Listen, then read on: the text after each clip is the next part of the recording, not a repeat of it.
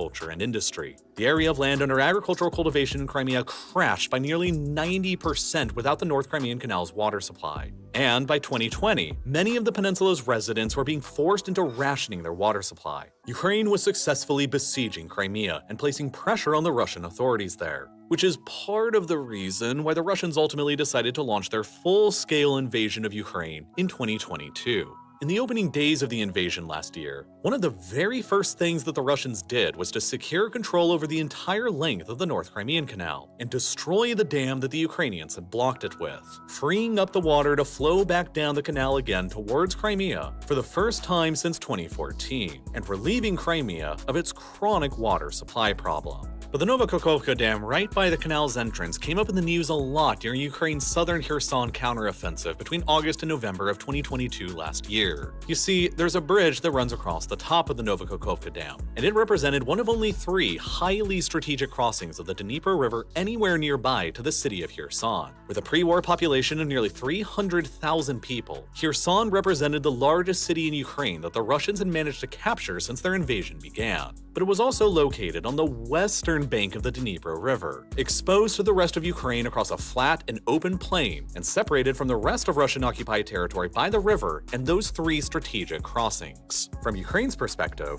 this would have been the best time for them to have been the ones to blow up the Novokakhovka Dam, because doing so would have flooded the Dnieper River downstream and denied the Russians the ability to adequately resupply their troops over on the other side occupying Kherson city. Thousands of Russian troops and their equipment would have found themselves stranded on the wrong side of the river, effectively encircled by Ukrainian troops with no meaningful way to acquire resupplies and nowhere left to retreat to. A Dunkirk-type situation for the Russians that would have ostensibly enabled the Ukrainian armed forces to advance and completely wipe them out as casualties or prisoners. But that's not what the Ukrainians ended up doing. Instead, American-supplied HIMARS in Ukrainian service managed to target and eliminate the 2 other bridges further downstream, leaving the Novokakhovka Dam open as the sole remaining bottleneck for resupplies and troop movements across the river. As the Ukrainian forces then advanced closer to Kherson city, the Russians made the decision in November of 2022 to tactically retreat thousands of their soldiers and supplies from the city back over to the eastern bank of the Dnipro, surrendering Kherson city to the Ukrainians without a fight in the process. That ended up getting us to basically the current state of the military front line between Ukraine and Russia, that for a large portion in the southwest currently follows the course of the Dnipro River, dividing Ukrainian-held territory to the west of the river and Russian-occupied territory to the east of the river. For months now, the Ukrainians have been actively planning their much-anticipated counteroffensive against the Russian front lines, having been freshly armed and equipped with advanced Western tanks, mechanized infantry, and artillery systems. While the specifics of the counteroffensive are still fairly vague, the ultimate objective of it is fairly obvious. The Ukrainians are going to want to break through the Russian front lines somewhere and then advance far enough to the Sea of Azov in order to sever Russia's so-called land bridge, the area of Russian-occupied territory in Ukraine that currently stretches from Russia proper across the Ukrainian provinces of Donetsk, Zaporizhia, and Kherson towards Crimea. If this land bridge is severed, then Russia's ability to reinforce Crimea by land becomes impossible when combined with the destruction of the Crimean bridge across the Kerch Strait, which was already partially destroyed by a likely Ukrainian attack back in October of 2022. From Russia's perspective, this development would effectively transform Crimea into an island, only capable of resupply by air and sea, and would thus place further pressures on Russia's ability to actually continue holding the peninsula, and their strategic naval headquarters for the Black Sea Fleet at Sevastopol. The most significant problem that the Russians face during this upcoming Ukrainian counteroffensive is that the current front line is massive. It stretches for more than 900 kilometers across Ukraine, and the Russians only have a limited amount of manpower available to adequately fill the whole front line up with bodies. The Russians cannot evenly distribute all of their troops across the entire 900-kilometer wide front, because if they did that, then the Ukrainians could simply concentrate the overwhelming resources of their counteroffensive at a single lightly defended area and overwhelm the local Russian defenses. But even worse for Russia, they have been running lower and lower on manpower ever since their invasion began. For the past several months, the Russian armed forces, and specifically their mercenary Wagner group, have all concentrated the overwhelming majority of their own offensive capabilities into besieging and capturing the city of Bakhmut within the Donetsk province. The ferocity of the fighting around Bakhmut has been the most relentless of the entire war so far, and has often been compared to the scale and devastation of the two world wars and the Battle of Verdun that was waged between the Germans and the French across 1916. By the end of May 2023, just last month before this video was published, the mercenary Wagner Group and Russia were each claiming that the city had finally been captured, after nearly 10 months worth of savage fighting. But in order to do so, they have almost certainly suffered a catastrophic rate of casualties. Western sources currently estimate that the Russian and Wagner forces suffered somewhere in the ballpark of 60,000 casualties during the battle for Bakhmut, 20,000 of whom were killed in action. To put that into perspective, that is around the same number of casualties that the Soviet Union collectively experienced during their entire 9-year invasion of Afghanistan all throughout the 1980s. All suffered during just a single battle in Ukraine for a single town. Meanwhile, Western sources also estimate that the Ukrainian side has suffered around 20,000 casualties of their own during the same battle. Up to May of 2023, the United States believes that since the invasion began in February of 2022, the Ukrainian armed forces have suffered around 150,000 casualties killed and wounded, while the Russian armed forces have so far suffered around 230,000 casualties killed and wounded. That is a higher number of casualties on the Russian side than the entire initial invasion force that the Russians sent into Ukraine to begin with, which was only around 190,000 soldiers. So, in order to compensate for these massive numbers of casualties, the largest Russia or Ukraine have experienced since World War II, the Russians have adopted a set of two different strategies. The first and most straightforward has been to simply recruit more bodies to shove into the front lines to plug up all the gaps. Last year, in September of 2022, Russia announced a partial military mobilization of reservists, intended to call up 300,000 more men to throw into the war. By February of 2023, many of these hundreds of thousands of freshly called up troops had already arrived on the battlefield, and by May of 2023, Russia likely had around 300,000 plus active military personnel within their occupied territories in Ukraine, despite having already suffered nearly 250,000 casualties. Nonetheless, 300,000 men defending a 900-kilometer-long front line is a difficult task to accomplish, and the Russians still have to strategically choose where they position all of them. This gets us into the second strategy that Russia can use to compensate for their losses in manpower: reduce the length of the front line itself, and reduce the total area their limited manpower needs to actually defend. The most obvious way for the Russians to have done this for a while was by blowing up the Novokakhovka Dam and flooding the entire length of the Dnipro River along the current front line between the dam and the river's delta by Kherson City. With the bridge crossings over Novokakhovka now destroyed, and the former two bridges destroyed long ago, there isn't a single crossing point anywhere between the river's delta and the city of Zaporizhia. And with the river's width significantly expanded downstream by the flooding, the Ukrainian armed forces will now find it extremely challenging to cross, as they will need boats or long pontoon bridges that will take a lot of time to set up, while they will be easy targets for entrenched Russian machine gun and artillery systems over on the river's eastern bank. Moreover, as the reservoir behind the dam depletes in size, it will leave behind muddy banks on either side, and as the river downstream of the dam finishes flooding, it will also leave behind muddy banks on either side of it.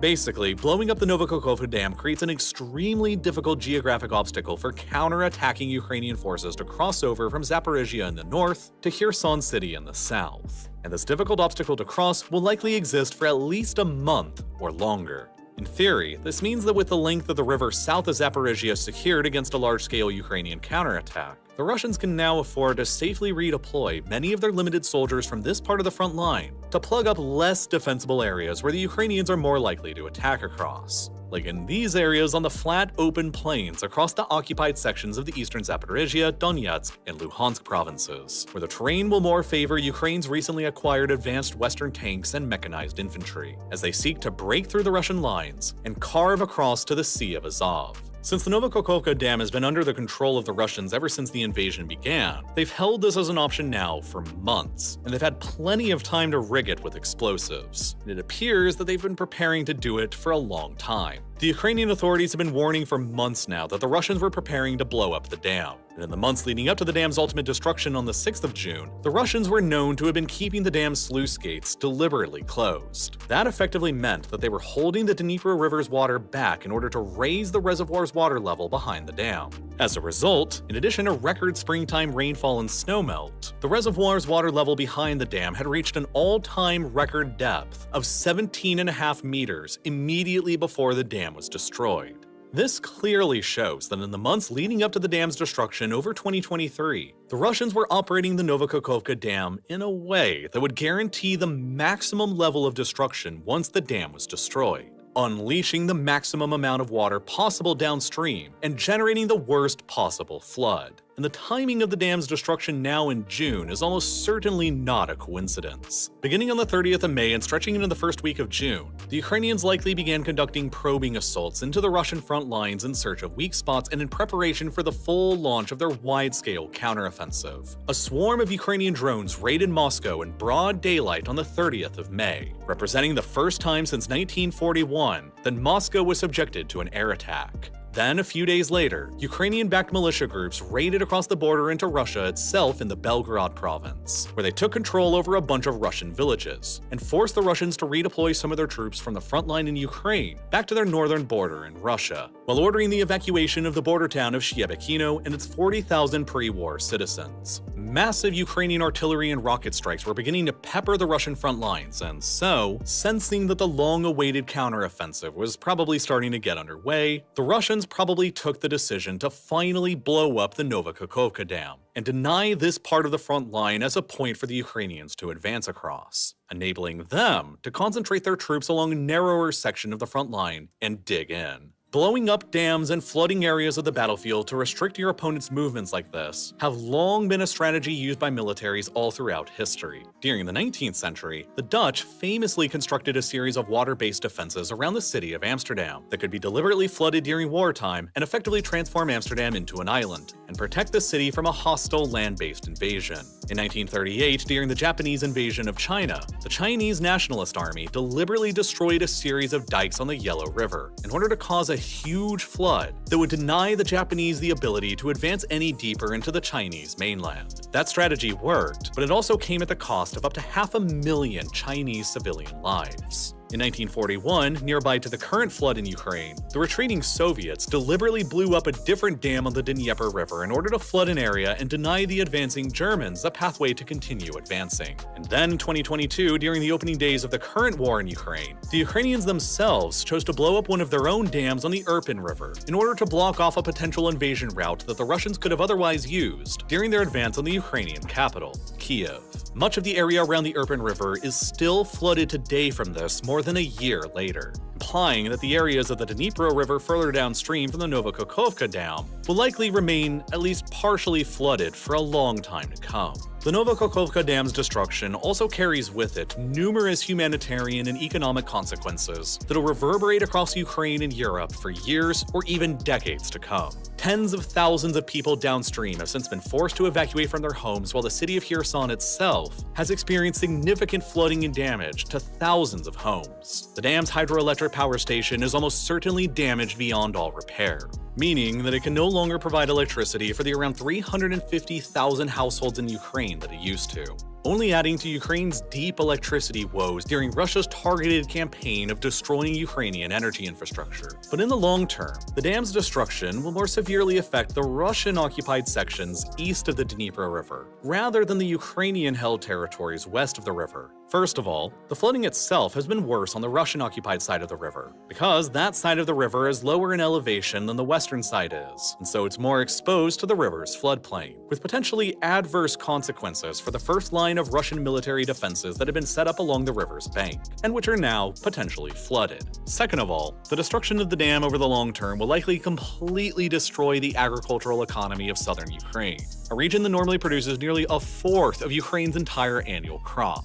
Here are those same canals again from before that were all dug out back during the Soviet era, that all provide the overwhelming amount of irrigation required for the farms in Kherson, Zaporizhia, and Crimea. In order for all of these canals to function, there has to actually be enough water depth back in the Kakhovka reservoir to actually feed them. So now, with the dam exploded, the reservoir is draining out and flooding downstream into the Black Sea, meaning that there's less volume in the reservoir to feed all of these canals, and they're eventually all going to start running out of water, meaning that all the farms the canals once supported are going to start running dry. There are already reports that with the water volume in the reservoir already massively depleted, the water in these canals have already begun flowing backwards and are draining back into the former reservoir. Since the dam and the river itself are still in the middle of an active war zone, the dam isn't likely to be rebuilt anytime soon, and the consequence is that Kherson, Zaporizhia, and Crimea as well are all likely to devolve back into the arid and dry steppes that they were historically, and Ukraine's agricultural output for the next several years is probably going to crash. And this all might happen really fast too. This map shows what Crimea's vegetation situation looked like back in 2016, only a couple years after the Ukrainians shut off the North Crimean Canal that was providing the peninsula with nearly all of its water. And then, this map shows what Crimea's vegetation situation looked like just 2 years later after that, in 2018, as it was veritably dying of thirst without that water. After a couple more years from now, by 2025, the Kherson and Zaporizhia provinces will probably look pretty similar to this. And moreover, the North Crimean Canal will most likely no longer function as well until the dam and the reservoir are rebuilt, meaning that Crimea has now been permanently severed off from the source of water that was providing it with around 85% of its water. This massive level of destruction caused to the region's agricultural economy and water supply is rather curious, because if Russia truly was responsible for the dam's destruction, they have self-inflicted all of this upon lands that they legally claim to be their own. Last year, in 2022, Russia unilaterally declared that they were annexing Ukraine's Kherson, Zaporizhia, Donetsk, and Luhansk provinces all into Russia, in addition to Crimea, which they also declared to annex back in 2014. To unleash this amount of long-term economic destruction within these territories by destroying that dam in exchange for short-term battlefield advantages suggests that the Russians are not extremely optimistic about their long-term future and control of these territories, and it more appears to be a kind of scorched earth tactic.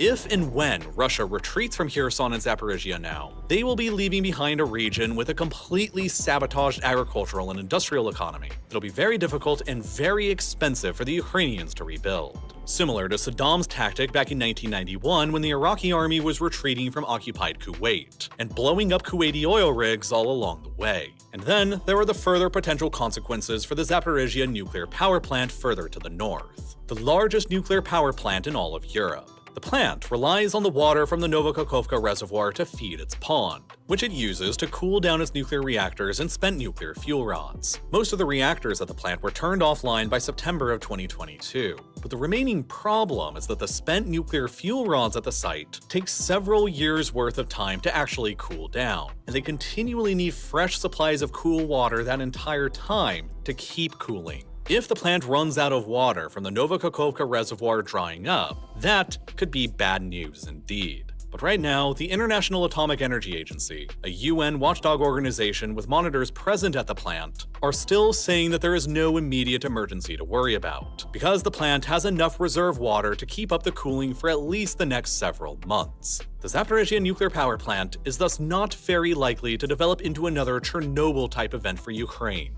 yet, and it will hopefully remain that way.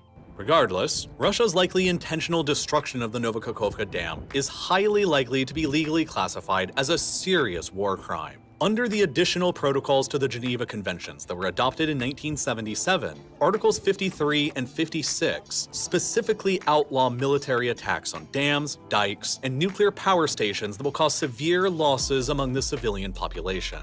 Interestingly, the Soviet Union signed and ratified these updated protocols to the Geneva Conventions, and then Russia legally inherited that ratification status after it emerged from the Soviet Union in 1991.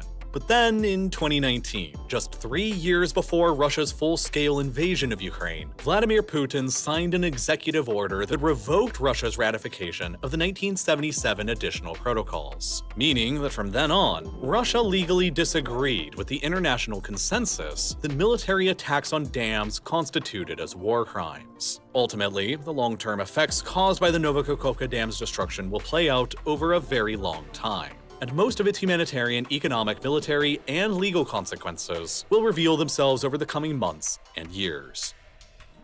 It seems like ever since this decade began, there's been a nearly constant stream of bad news to keep all of our attention fixed on our smartphones. For the few minutes we have every day when we're not doing anything and waiting around, whether we're waiting for a class or a meeting to start or waiting for the train or the Uber, we tend to almost instinctively fill them up now by checking through Twitter or scrolling through TikTok or some other way of passing the time that gives us a bit of dopamine, because we think that there's not anything productive or meaningful that we can possibly do in those quick 5 or 10 minute slices of life. But over time, all of those 5 or 10 minute chunks spent waiting around really start to add up. So rather than wasting them, you can use them to learn something new and valuable. That's the key idea behind this video's sponsor, Brilliant. Brilliant is a STEM learning platform that designs these amazing interactive courses that take big and complex subjects like computer science, physics, or statistics, and breaks them down into smaller bite-sized chunks that you can learn at your own pace. You might only learn a small bit of statistics or physics in 5 minutes, but once you keep with it for long enough, filling up your occasional free 5 minutes with them, they begin to all add up together into a meaningful understanding of a subject you might have previously thought was impossible for you to really learn. I really think it's so cool that they allow you to get that satisfying feeling of achieving a challenging goal just by using the little free moments that you already have. And the best part is that anybody can learn on Brilliant regardless of their prior educational background, because they have extremely clear visualizations and explanations that then let you learn by doing through interactive challenges. So whether you're just beginning your learning journey in a new subject you're excited about, or you're a seasoned expert wanting to brush up, you can try everything that Brilliant has to offer totally free for a full 30 days by clicking the button that's here on your screen right now, or by visiting brilliant.org/reallifelore. And on top of that, the first 200 of you to do so will get an additional 20% off discount of Brilliant's annual premium subscription. And you'll also be greatly helping out Real Life Lore while you're at it. And as always, thank you so much for watching.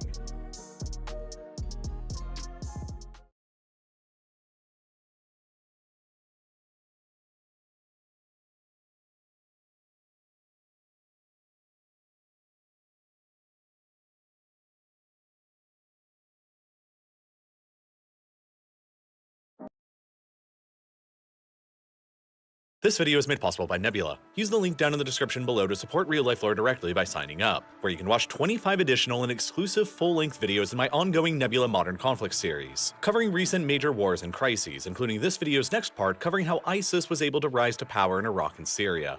Throughout all of our lifetimes, the Middle East is a region that has been nearly synonymous with warfare, instability, and conflict. You have heard nearly every single year of your life about some kind of conflict going on in this place, regardless of when you were born, because conflicts have been raging here without a pause for nearly the entirety of the past century. Just since the turn of the 21st century alone, there have been major wars fought across the territories of Iraq, Syria, Lebanon, Israel, Palestine, and Yemen that have variously attracted the military involvements of Iran, Jordan, Saudi Arabia, Egypt, the United Arab Emirates, Turkey, and powers from even beyond the Middle East like the United States, United Kingdom, France, and Russia. These 21st century conflicts in the Middle East alone have claimed the lives of millions of people and forced millions more into exile and refugee status while costing trillions of dollars, making the Middle East arguably the most geopolitically turbulent region anywhere in the 21st century world. But why is this part of the world the way that it is? Why do you always hear about wars and conflicts taking place here? And why will you probably continue hearing about wars and conflicts taking place here for the rest of your life?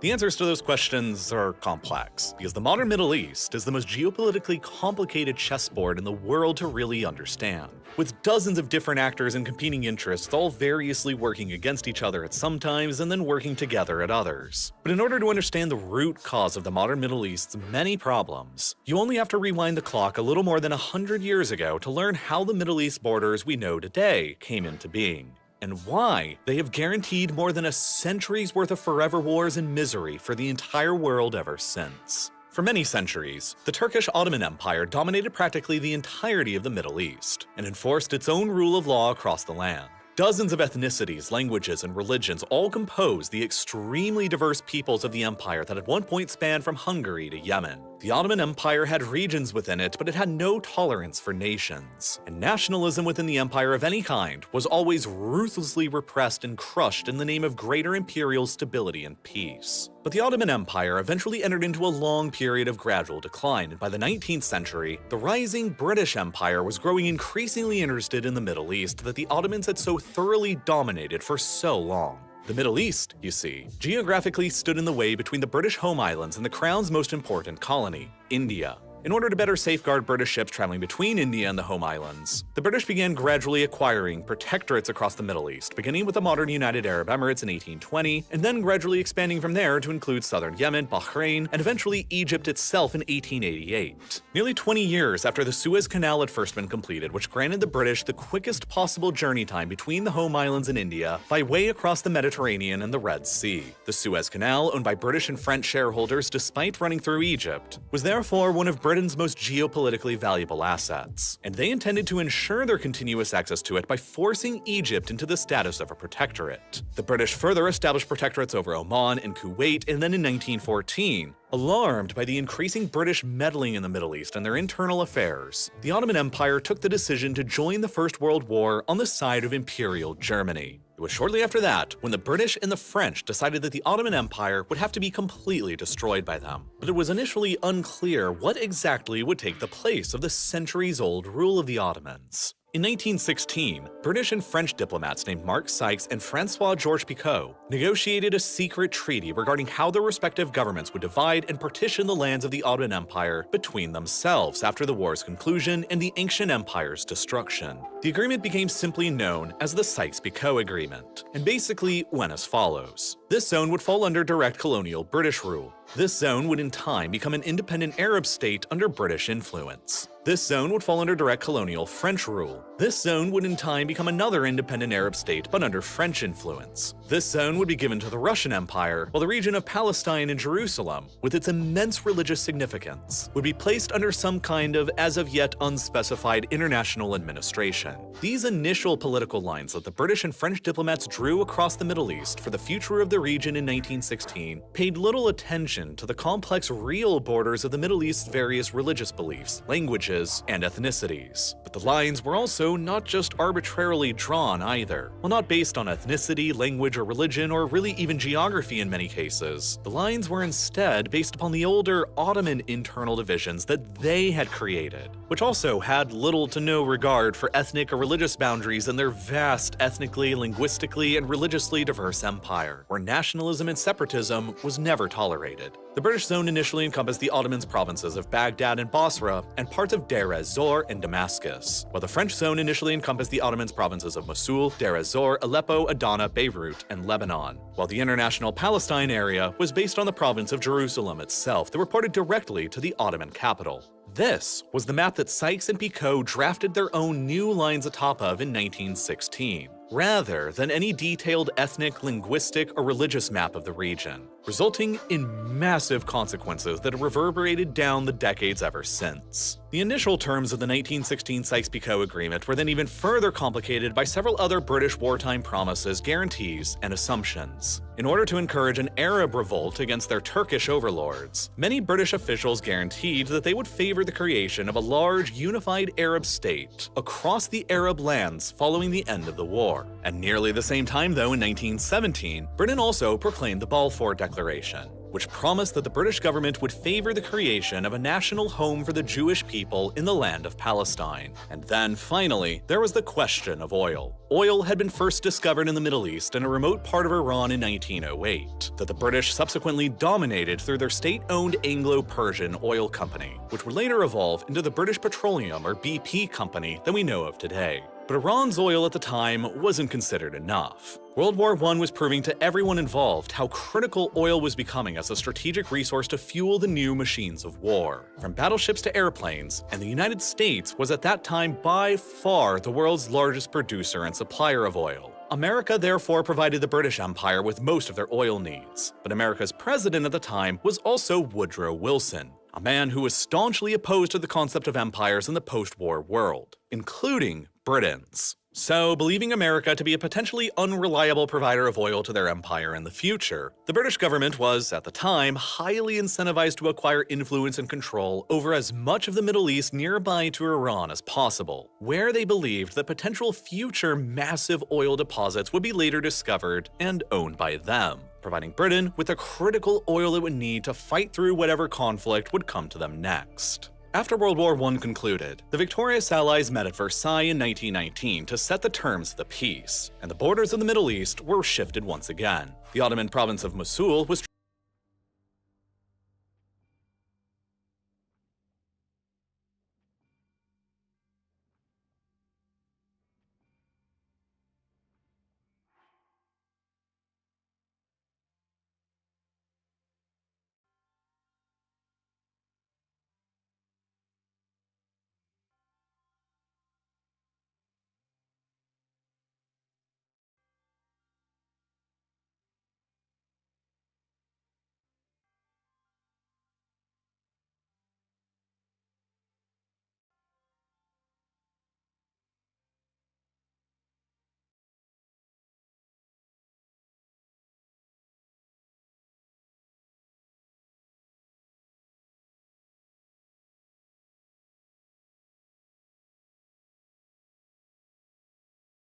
transferred from the French zone of influence over to the British zone of influence. And as the Ottoman Empire was actively collapsing, the Allies pressed the infamous terms of the Treaty of Sèvres upon the dying empire in 1920, the terms of which made even the Treaty of Versailles that was pressed upon Germany seem fairly generous. The terms of the previous Sykes-Picot Agreement between Britain and France would remain intact. With the Russian Empire now gone, a huge independent state of Armenia was to be carved out of northeastern Anatolia. Another independent state for the Kurdish people was to be further carved out of southeastern Anatolia. Italy was to seize control over several of the empire's Aegean islands. Greece was to annex much of eastern Thrace and a chunk around the city of Izmir on the Anatolian mainland, while the area around the strategically important Turkish Straits was to fall under an international regime outside of Turkey's remaining jurisdiction. The Turkish state that was to be left over was doomed to become nothing more than an insignificant rump state. And thus, outraged by the treaty's terms, the emerging Turkish government almost immediately rebelled and continued fighting against the Allies for the next 2 years. After the Turkish forces made significant military gains on the battlefield, they forced the Allies to return back to the negotiating table again and concluded with the terms of the 1923 Treaty of Lausanne, which replaced the terms of the previous Treaty of Sèvres and were far more favorable to Turkey. Finally, the borders of the modern Middle East as we roughly know them as today were set in ink. But the terms of Lausanne in 1923 still left many questions and problems unresolved. There would be no independent state created for the Kurdish people after all, for example, a problem that has vexed the region for the century ever since. Today, the Kurds are one of the largest stateless people in the world, numbering some 40 million strong, with their own separate ethnic, cultural, and linguistic identity,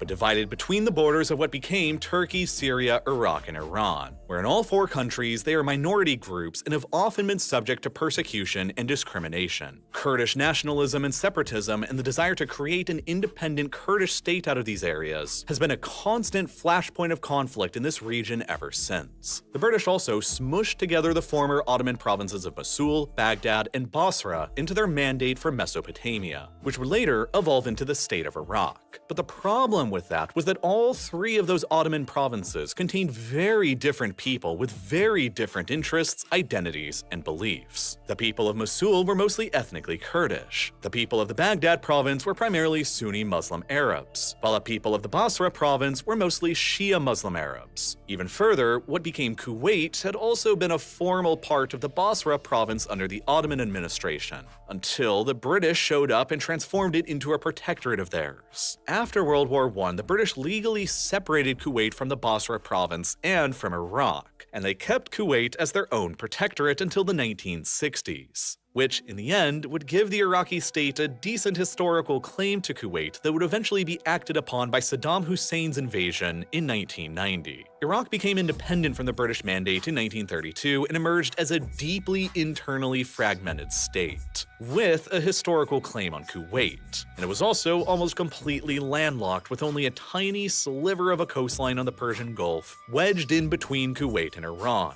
and it further controlled neither of the headwaters for the two great rivers that it would rely so heavily upon for its civilization, the Tigris and Euphrates, both of which begin further to the north within Turkey. The French mandates weren't created much better either. The Lebanon province of the Ottoman Empire was deliberately separated as an independent state by the French based on that province's slight religious majority of Christians at the time. But it had very significant minorities of Sunni and Shia Arabs and Druze Arabs as well. Meanwhile, the polyglot Ottoman provinces of Aleppo, Beirut, Damascus, and Deir ez-Zor were all smushed together to form what became Syria, putting large numbers of Sunni Kurds, Sunni Arabs, Alawite Shia Arabs, and Christian Assyrians and Arabs all into the same country. And then in the 1930s, the Turkish government began pressuring the French to cede over the Syrian province of Alexandretta, owing to that province's large Turkish community, fearing that if they did not yield to the Turkish demands that Turkey may join in an alliance with Nazi Germany. The French relented and pushed out Alexandretta from the Syrian mandate as the independent state of Hatay in 1938. Then the following year in 1939, the independent Hatay state held a highly controversial referendum on annexation into Turkey that was passed, resulting in it entering Turkey as the Hatay province. And ever since then, the government of what would later become Syria has continually claimed the Hatay province as rightfully Syrian territory under Turkish occupation.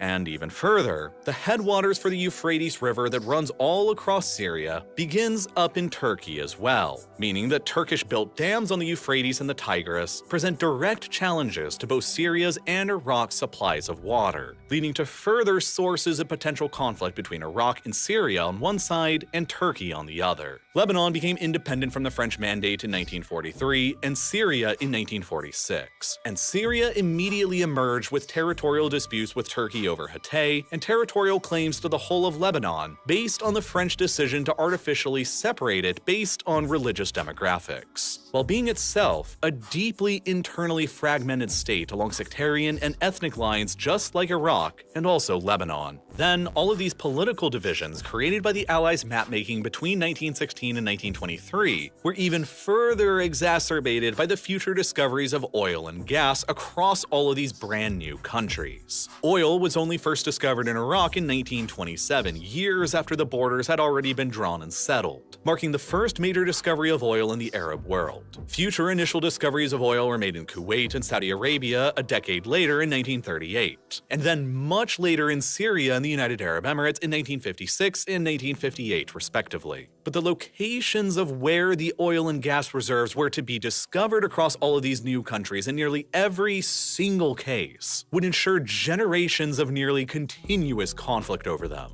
Within Iraq, oil was discovered across the former Ottoman provinces of Basra and Mosul, home to the Shia Arab and Sunni Kurdish communities, but hardly any oil at all would be discovered in the central Baghdad province that was primarily home to the Sunni Arabs. Even further, an overwhelming 90% of all of Iran's oil reserves would simply be discovered within the Iranian province of Khuzestan, which encompasses an exposed, flat plain on the western side of the Zagros Mountains that otherwise largely forms the rest of Iran's westernmost borders. And even further, Khuzestan was primarily inhabited by Shia Arabs, rather than the Shia Persians who made up the majority of the rest of the country. Kuwait, though small in size, also had enormous oil reserves nearly equal to the entirety of Iraq's oil reserves. And of course, Iraq contained the historical claim to Kuwait, a card that could be theoretically deployed at any time to double the Iraqi state's oil resources. In Saudi Arabia, home to the largest share of the Persian Gulf's oil, the oil would be almost entirely discovered in just a small area of the eastern side of the country near to the waters of the Gulf itself, within lands that were home to Saudi Arabia's Shia Muslim minority, while hardly any at all would be discovered in the Sunni majority areas. And then in Syria, the oil was found almost entirely in the east and the northeast of the country, in the lands of the Sunni Kurds and the Sunni Arabs, while hardly any at all was discovered in the Alawite Shia Arab lands of the west. All in all, the oil found across the Middle East, scattered across the complicated mosaic of competing ethnic, religious, and political identities, would prove to make up nearly half of the entire world's known supply of oil, meaning that outside powers like the British, the Soviets, and eventually the Americans were all going to be permanently interested in influencing the region's events atop all of the dozens of local ethnic, religious, and political interests and actors seeking to influence events as well.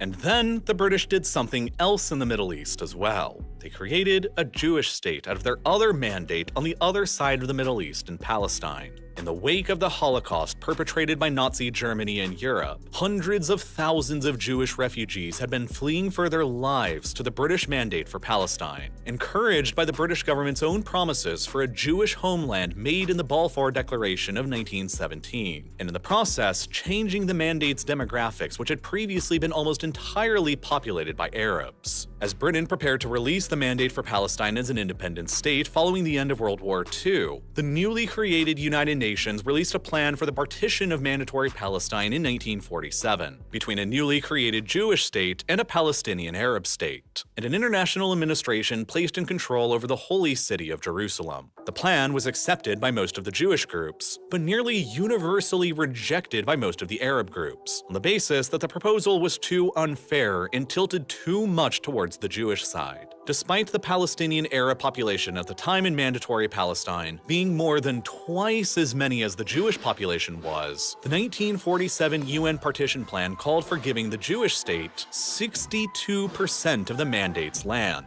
while only 38% of the land would be allocated to the Arab state. Fighting between the Arabs and the Jews in Mandatory Palestine escalated, and as the British withdrew in 1948, the State of Israel declared its independence, thus starting the continuous Arab-Israeli conflict that has remained ever since. Not one Arab country in the world would recognize Israel's existence as legitimate at first, and a coalition of mostly recently created or independent Arab states went to war with Israel in 1948 in support of the Palestinian Arab cause. Israel ended up emerging victorious in that war and ended it in control over all the lands that the UN had assigned to the Jewish state in the 1947 partition plan, in addition to 60% of the UN proposed Arab state's land and the western half of Jerusalem, while Jordan occupied and then annexed the Palestinian-assigned West Bank and international East Jerusalem, while Egypt occupied the Palestinian-assigned Gaza Strip and transformed it into a protectorate. No independent Palestinian Arab state would end up emerging, and an estimated 700,000 Palestinian Arabs were exiled or became refugees displaced from their homes, with many of them fleeing into neighboring Lebanon,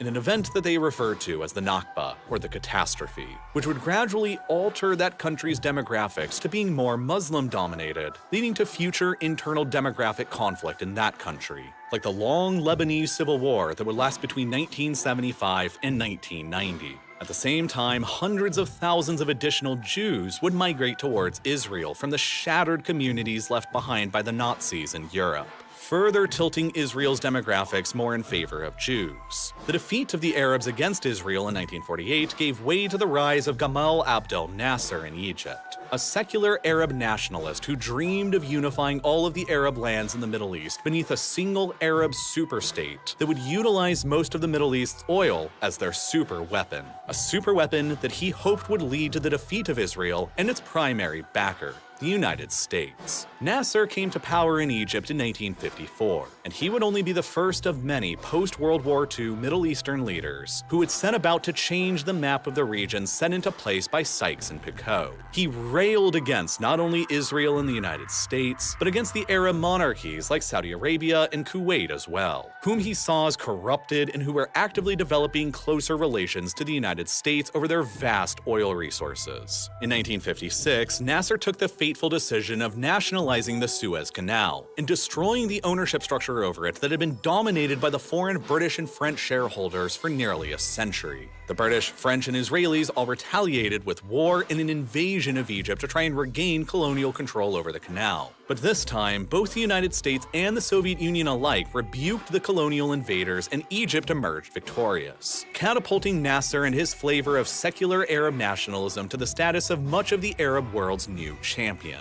In 1958, a coup by military officers in Syria pledging personal loyalty to Nasser took over the country and joined it with Egypt in the short-lived United Arab Republic, which only fell apart just 3 years later in 1961 when another group of Syrian officers launched another coup and restored Syria again as an independent nation. Civil war in North Yemen exploded the following year in 1962 between the monarchist government there and Nasserist-style Arab nationalist Republican rebels, leading to the modern Middle East's first proxy conflict. The monarchist Middle Eastern states like Saudi Arabia, Kuwait, Jordan, and Imperial Iran all balked at the prospect of a revolution in Yemen toppling the monarchy there and then spreading to their own monarchies. And so they all intervened militarily on behalf of the Yemeni monarchist regime, while Nasser, wanting to spread the cause of Arab nationalism and unity, massively supported the nationalist rebels by sending tens of thousands of Egyptian troops and copious volumes of weapons. The war ended up turning into Egypt's version of the Vietnam War, consuming enormous amounts of manpower and resources and developing into a stalemate, greatly weakening the Egyptian armed forces in the process. By 1967, Nasser was again threatening war with Israel over on another front. But, encouraged by Egyptian defeats in Yemen, the Israelis decided to strike first. Surprise Israeli airstrikes against Egyptian forces caught them completely off guard, leading to rapid Israeli military gains against Egypt, Jordan, and Syria in what would become known as the Six-Day War. Israel ended the war by occupying the Golan Heights from Syria, the West Bank and East Jerusalem from Jordan, and the Gaza Strip and the Sinai Peninsula from Egypt, placing Israeli forces on the entire eastern bank of the Suez Canal itself, which caused Egypt to shut the canal down to all maritime traffic for the next 8 years. Jewish Israeli settlers would then begin to move in and colonize all of the recently occupied territories, leading to further conflicts between the Israeli state and the Arab and Islamic worlds. And then, crushed and humiliated by the defeat, Nasser was forced to withdraw from the war in Yemen and died shortly afterwards from a heart attack at just 52 years old in 1970. It was also around that time that the British Empire decided that they could no longer financially maintain their commitments to security in the Middle East and the Persian Gulf, and critically, all of the oil there. In 1971, the British protectorates of Bahrain, Qatar, and the modern United Arab Emirates in the Gulf were all finally granted their independence. And without the British there any longer, the United States began taking an increased interest in the region instead, wishing to maintain the status quo and regional stability in the Gulf in order to safeguard the world's supply of oil, in contrast to the frequent wars that were being fought over on the other side of the Middle East. The United States began encouraging their ally at the time, Imperial Iran, to step forward as the new guarantor of the region's security and to block the expansion of the Soviets from entering into the Gulf. Massive amounts of American weapon sales were made to arm Imperial Iran for this exact purpose, a policy that would quickly backfire very badly. But on the other side of the Middle East, Nasser's Arab nationalist successor in Egypt, Anwar Sadat, and the recently risen to power Arab nationalist in Syria, Hafez al-Assad, decided to join forces again and attack Israel in order to reclaim the occupied Golan Heights and the Sinai Peninsula. Israel once again emerged victorious in that war, but fearful that they would not always be so capable of winning surrounded by enemies. The 1973 Yom Kippur War paved the way for peace between Egypt and Israel 6 years later in 1979, following the Camp David Accords negotiated by the Carter administration in the United States, in which Israel agreed to dismantle all of their settlements in the Sinai Peninsula and return it back to Egypt, in exchange for Egypt recognizing the legitimacy of Israel's statehood, which made Egypt the first country in the entire Arab world to ever do so after more than 30 years of Israel's existence. Peace between Israel and Egypt had at last been achieved, but the peace was denounced by every other Arab state in the world, including most of all, by Syria, which by that time was under the nearly totalitarian regime of Hafez al-Assad and his brand of extremely militant secular Arab nationalism, or Ba'athism.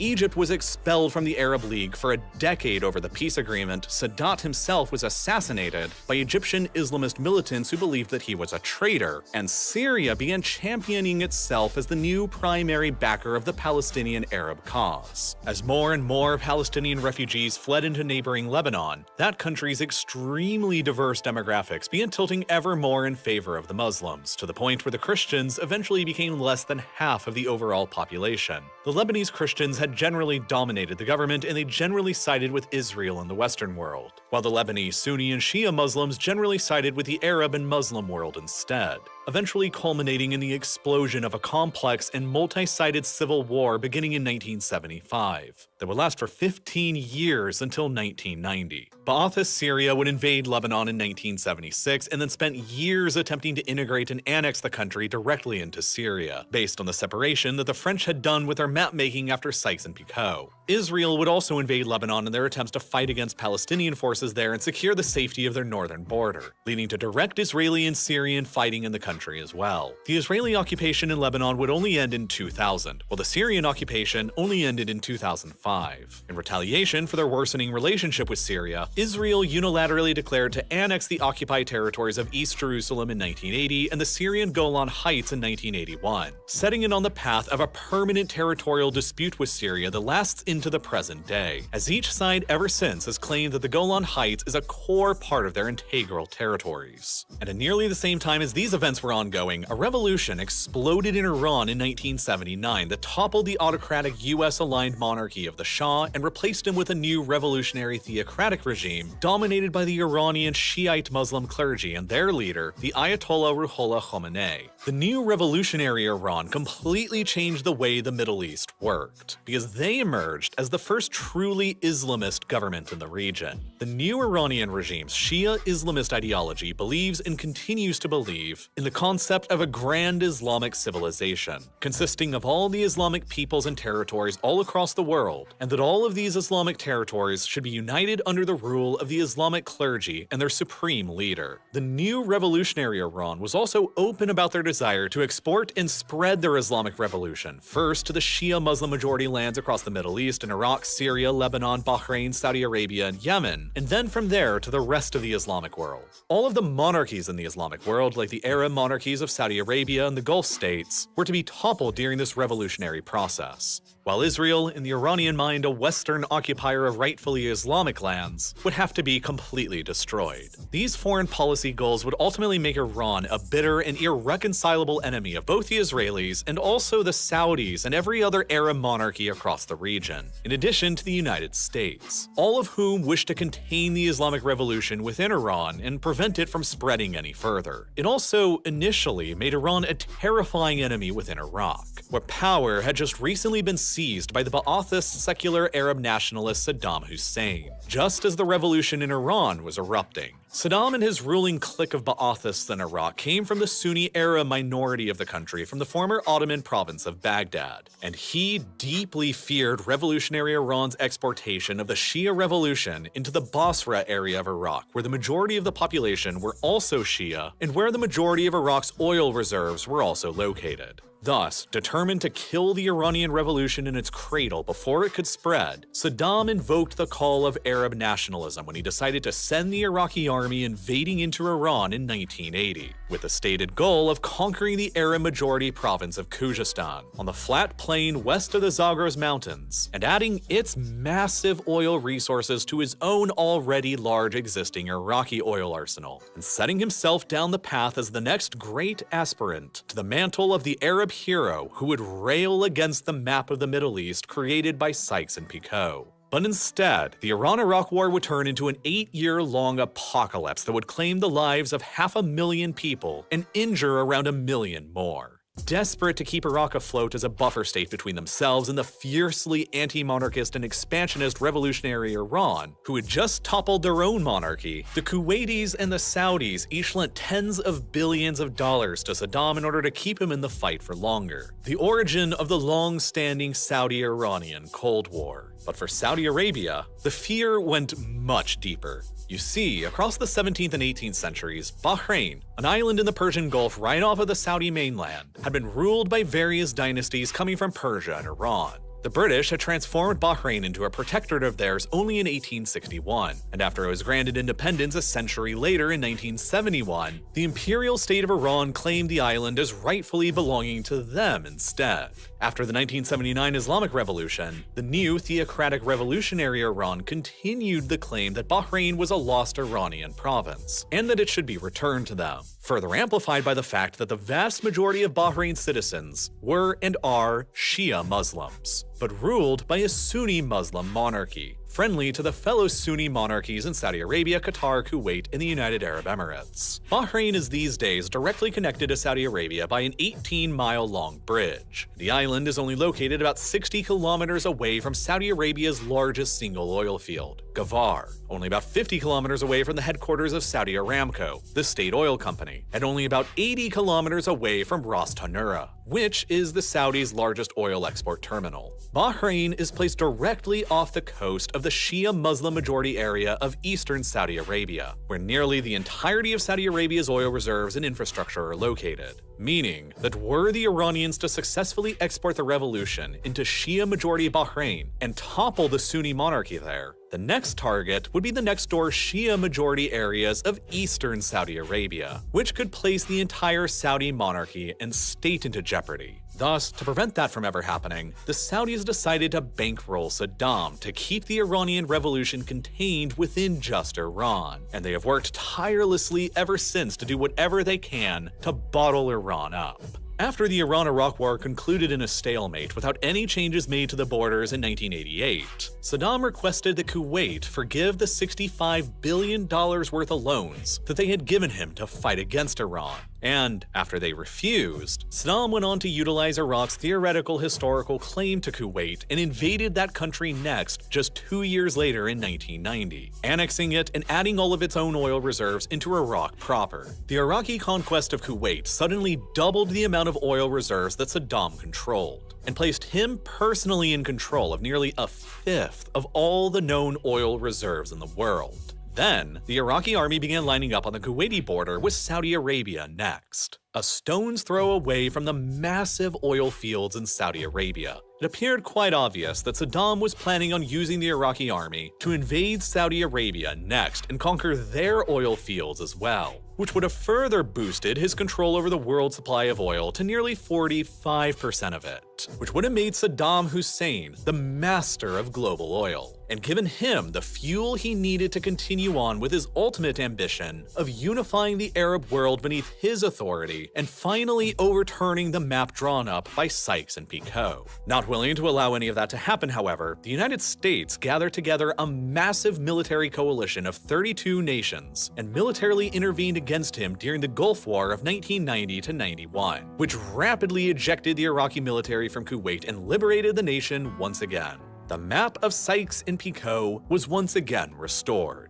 Afterwards, the United States began fully stepping into the role as the new primary security guarantor of the Persian Gulf and its oil supplies, in order to make sure that the source of half of the world's oil would remain stable and accessible. The United States Fifth Fleet was reactivated and headquartered in Bahrain, providing the US with a big incentive alongside of the Saudis to keep the island out of the hands of revolutionary Iranian influence, while the United States Air Force set up a massive new airbase at Al Udeid in Qatar. Shortly after that, Jordan became the second Arab state in the world to make peace with Israel, when they recognized the Jewish state in 1994. But the increasing setbacks for secular Arab nationalism in the Middle East and the growing presence and legitimacy of the United States and Israel in the region gave rise to a new brand of Sunni Islamism in the Arab world that rivaled both the more Shia Islamism in Iran and the secular Arab nationalist movements like Ba'athism in Iraq and Syria and the previous Nasserism in Egypt. This set the stage for new organizations like Al-Qaeda to emerge, who wanted to ignite a worldwide Islamist revolution to unite the entire Muslim world beneath a new Islamic state that would fully encompass all of the Muslim lands, and finally do away with the borders and terms of Sykes and Picot once and for all. This newest challenge to the map of the Middle East, set by Sykes and Picot, would eventually evolve even further into the form of ISIS, an even more radical Sunni Islamist organization with roots in Al-Qaeda that for a time in 2014 and 2015 exploded onto the world stage with a series of conquests across the border between Iraq and Syria, a border that had been set by Sykes and Picot a century before their time in 1916, and a border which they were adamant they were going to finally be the ones to destroy, just like many others before them, and probably like many more in the future.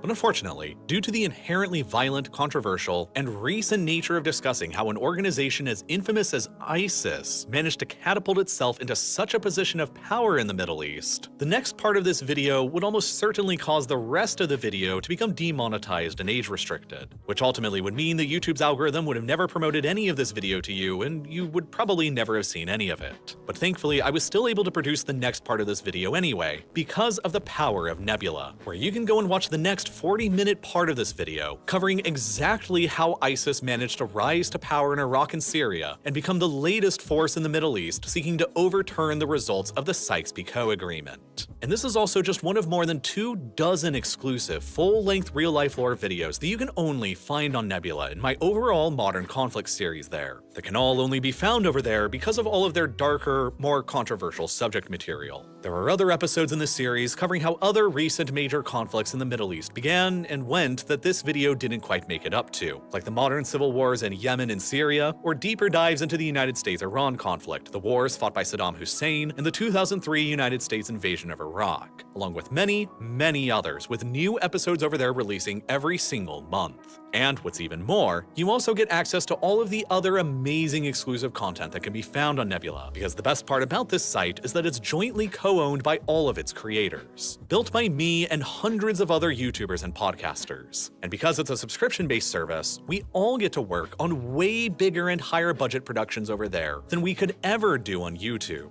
That's why there's tons of other exclusive content you'll find equally fascinating from all of these other creators over there as well. And if you sign up for Nebula using my link, you'll also get free access to all of Nebula classes, where our creators host classes on how to be, well, a creator. There's classes by Sam from Wendover Productions on persuasive communications, or by Devin from Legal Eagle on copyright laws, or by Patrick Willems on how to make a movie, and dozens of others, all of which are great for aspiring future creators or anyone who just wants a peek behind the curtain. And best of all, if you sign up by clicking the button that's here on your screen right now or by following the link down in the description, you'll receive an insane 40% discount for an annual subscription, which means it'll only cost you $250 a month for all of this awesome exclusive content from myself and hundreds of other independent creators. It's the absolute best way to help support what I'm doing here on Real Life Lore, and as always, thank you so much for watching.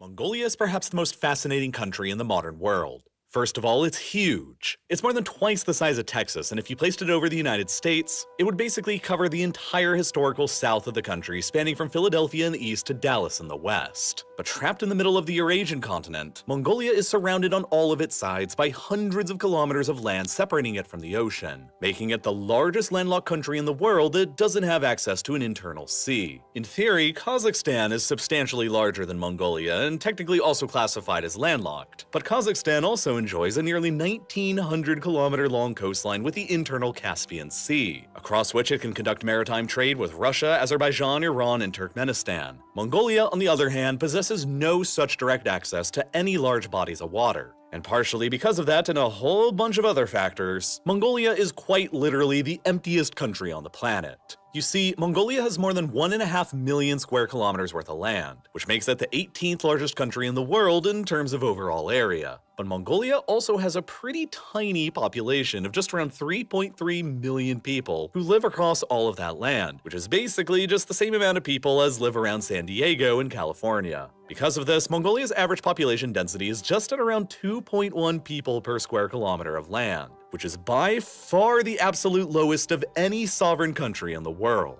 For reference, that density of people across Mongolia is roughly a third lower than the countries who have the second and third lowest population densities in the world, Australia and Namibia, both of which have large amounts of their territories covered with vast, uninhabitable deserts. But Mongolia is somehow even emptier than all of this at first suggests. Australia has multiple large population centers with 5 cities scattered around the country that have more than 1 million residents apiece, meaning that the distribution of people around Australia is far more evenly distributed than it is in Mongolia, because despite how it appears, Mongolia is basically just one giant city-state with a ton of empty land around it that is cosplaying as the world's 18th biggest country. The capital and the largest city in Mongolia is here, Ulaanbaatar, and it's home to about 1.6 million people, which makes it actually a really big city. Ulaanbaatar is the core of the modern Mongolian state, and its population places it on a par with Barcelona and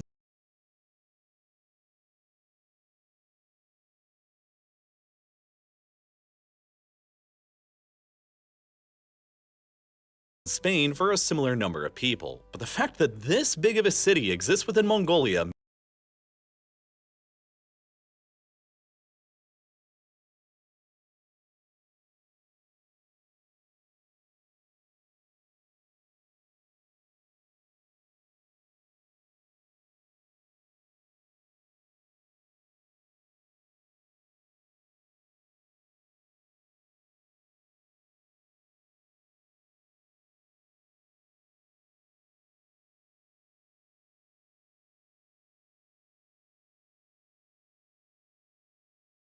means that Ulaanbaatar alone is home to roughly 48% of the entire Mongolian population. This makes Mongolia one of the most highly centralized countries in the entire world. And because Ulaanbaatar only takes up 0.3% of Mongolia's land, it means that you've got a situation in the country where 48% of the population, or 1.6 million people, all live on just 0.3% of the land, while the other 52% of the population, or 1.7 million people, all live across the remaining 99.7% of the land.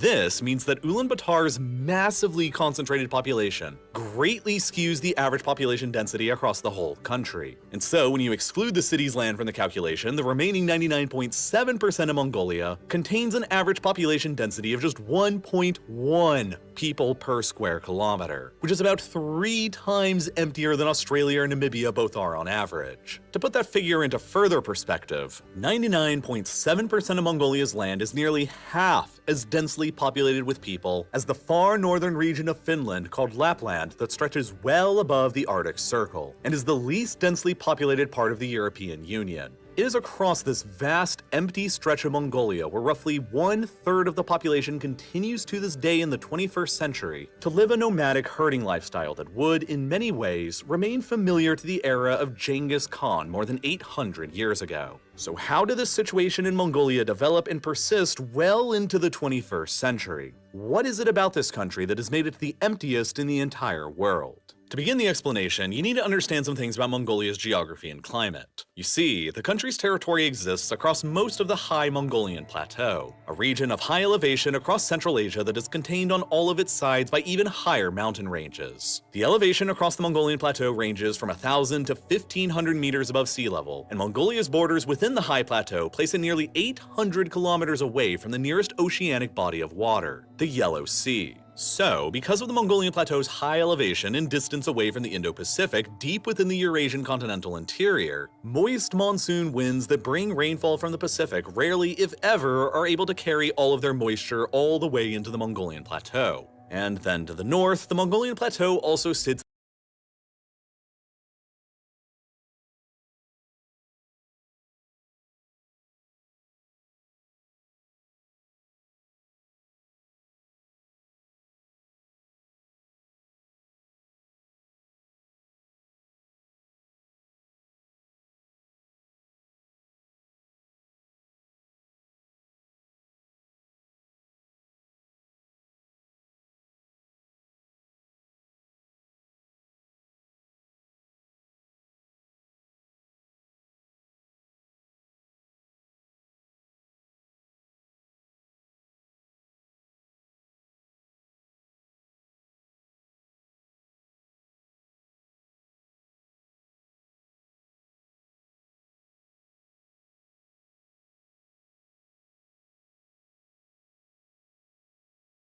immediately beneath Siberia, which dramatically influences its climate and ability to contain people. Beginning around every August, the days in northern Asia steadily begin growing shorter and shorter as winter approaches, which causes the cold and dry air blowing into Siberia from the frozen Arctic Ocean to begin growing even colder. The air that then collects over Siberia then grows even colder than the air over the Arctic Ocean, because the air over the Arctic generally forms over sea ice that radiates heat better than the cold tundra environment of Siberia does. Generally, from September to April then every single year, this collection of very cold and dry Siberian air and high atmospheric pressure gets transferred across northern Eurasia, and particularly gets pushed into the Mongolian plateau, which means that winters in Mongolia are nearly always very cold and very dry. The cold, dry, and shallow air from Siberia plunges into the Mongolian plateau's lower elevated river valleys and basins and then lingers there, generating brutally cold temperatures across the north of Mongolia that generally gets less severe the further south in the country you go. The median temperature across the country in January is negative 30 degrees Celsius. But that fact obscures the reality that freak cold snaps and blizzards can rapidly and unexpectedly happen pretty much anywhere in Mongolia during the long winter season. And temperatures can quickly shift on the order of 30 degrees Celsius in a matter of only 24 hours. Regional lows of down to negative 40 degrees Celsius are common across the north of the country during the winter. All of Mongolia's rivers and lakes will freeze over during the brutal winters because of this phenomenon, and many of the smaller rivers will freeze solid down to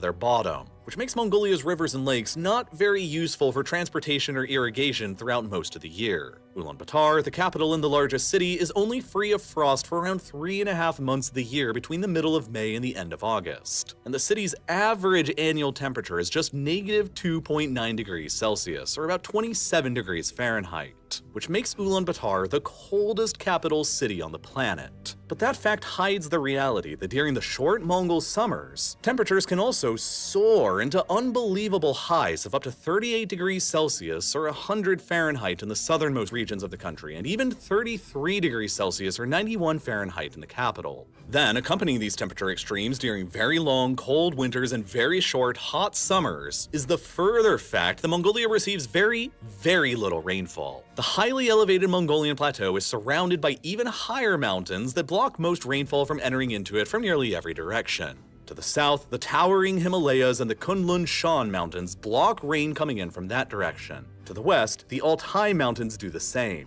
in addition to the Mongol Altai and Gobi Altai sub-ranges further to the south. Moisture-rich winds blowing in from these directions pass over those mountains first and mostly deposit their moisture as snowfall on the sides of those mountains facing away from Mongolia. Then, the winds are mostly dry by the time they blow over the Mongolian plateau. And throughout the whole winter between September and April, the dry and cold and high pressure air that blows into and then sits over the Mongolian plateau from Siberia forces away any low pressure, moist, and potentially rainy air, which keeps the skies clear and cloud-free throughout the whole season. This is why Mongolia is actually one of the sunniest countries in the world, and averages around 257 very sunny and cloud-free days a year, lending the country its nickname as the land of the eternal blue sky. But it also means that throughout the long winter between September and April, it hardly rains anywhere in Mongolia at all, and whatever precipitation they do get is usually just snow or frost that blows down with the winds from Siberia. Then, during the summer between May and August, when the high-pressure, cold and dry system from Siberia weakens and retreats, some amount of rainy air is finally able to penetrate into the Mongolian plateau from the north.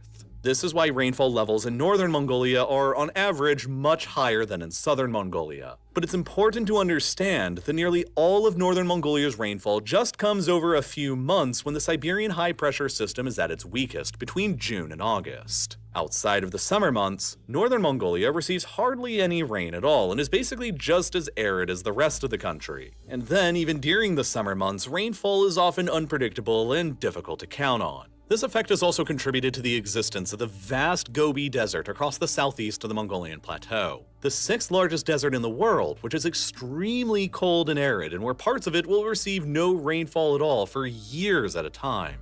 Overall, Mongolia has a very cold, dry, and windy climate.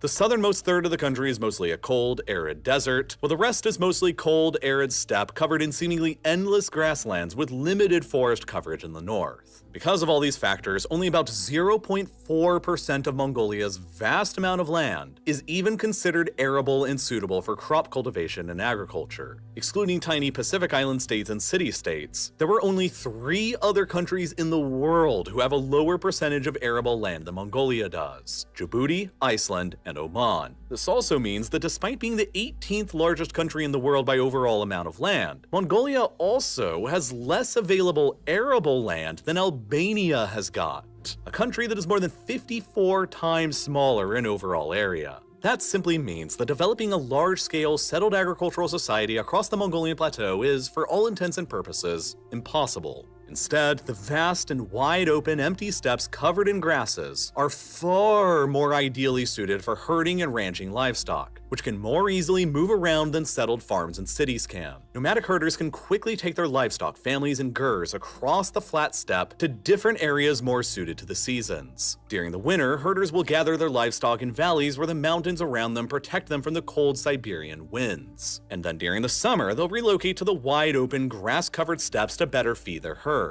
This is all why, since time immemorial now, for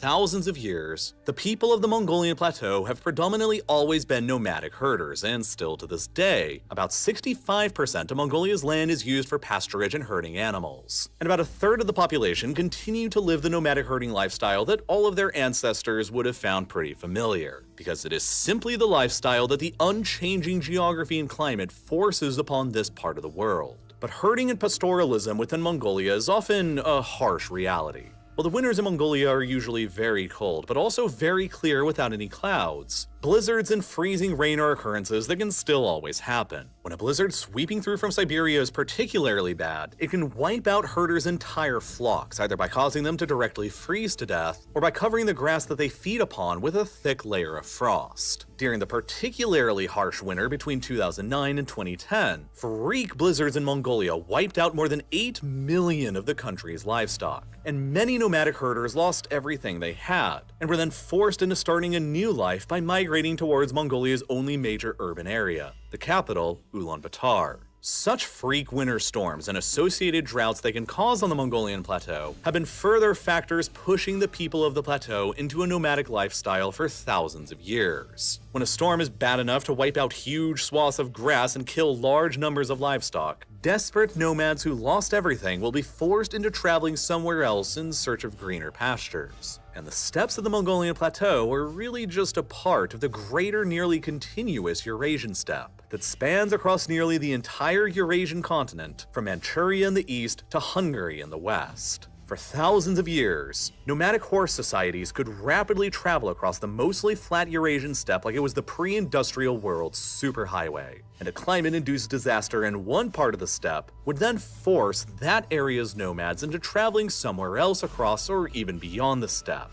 It is for this reason that across human history, the Great Eurasian Steppe became the source of numerous nomadic migrations and invasions from beyond it into the sedentary agricultural societies that developed all around the steppe, like Russia, Europe, the Middle East, and China, who variously bore the brunt of nomadic invasions like the Xiongnu, Scythians, and Huns in ancient times, to the later Turks, Mongols, and Manchu. But in modern times, there are many recent man-made problems that have only exacerbated the long-standing climate problems to Mongolia's ability to raise livestock and contain people. Throughout most of the 20th century, Mongolia was ruled by an authoritarian communist regime that heavily regulated the size of livestock herds that were allowed in the country, which maintained an element of ecological balance. But after the communist regime suddenly collapsed in the 1990s, the economy became rapidly deregulated and a capitalist open market economy quickly took over in its place. This simultaneously happened just as the global demand for cashmere wool in the fashion industry began really taking off in the 1990s. Today, the global cashmere industry is a multi-billion-dollar business, and seeking to get in on the lucrative trend, many Mongolian herders recently freed from the legal regulations of the communist era began switching from traditional sheep herds to goat herds that actually produce cashmere wool.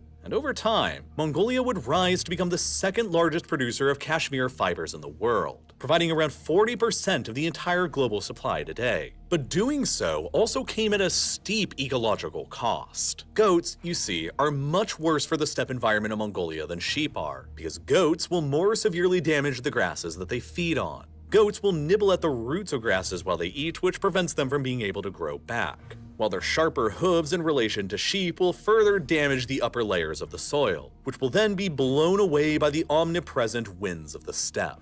This phenomenon is leading to overall greater instances of dust storms, air pollution, and droughts across the country, which is making herding even more challenging than it was before. This, combined with the effects of global climate change, mean that the inhospitable Gobi Desert is steadily expanding northwards deeper into Mongolia at a rate of about 6 to 7 kilometers a year, and is thus steadily decreasing the amount of land in the country that is available to the nomadic herders. And extreme weather events in the country are growing more common too. Up to the year 2000, there were around 20 extreme weather events like droughts, blizzards, and extreme temperatures that could be expected to take place in Mongolia every year. But since 2000, that number has roughly doubled to an average of more like 40 extreme weather events that can be expected per year. As time goes on in Mongolia, more and more of these extreme weather events in the growing Gobi Desert are forcing ever more of the nomadic herders of the countryside into becoming displaced. Historically, this kind of event would have likely triggered a mass nomadic migration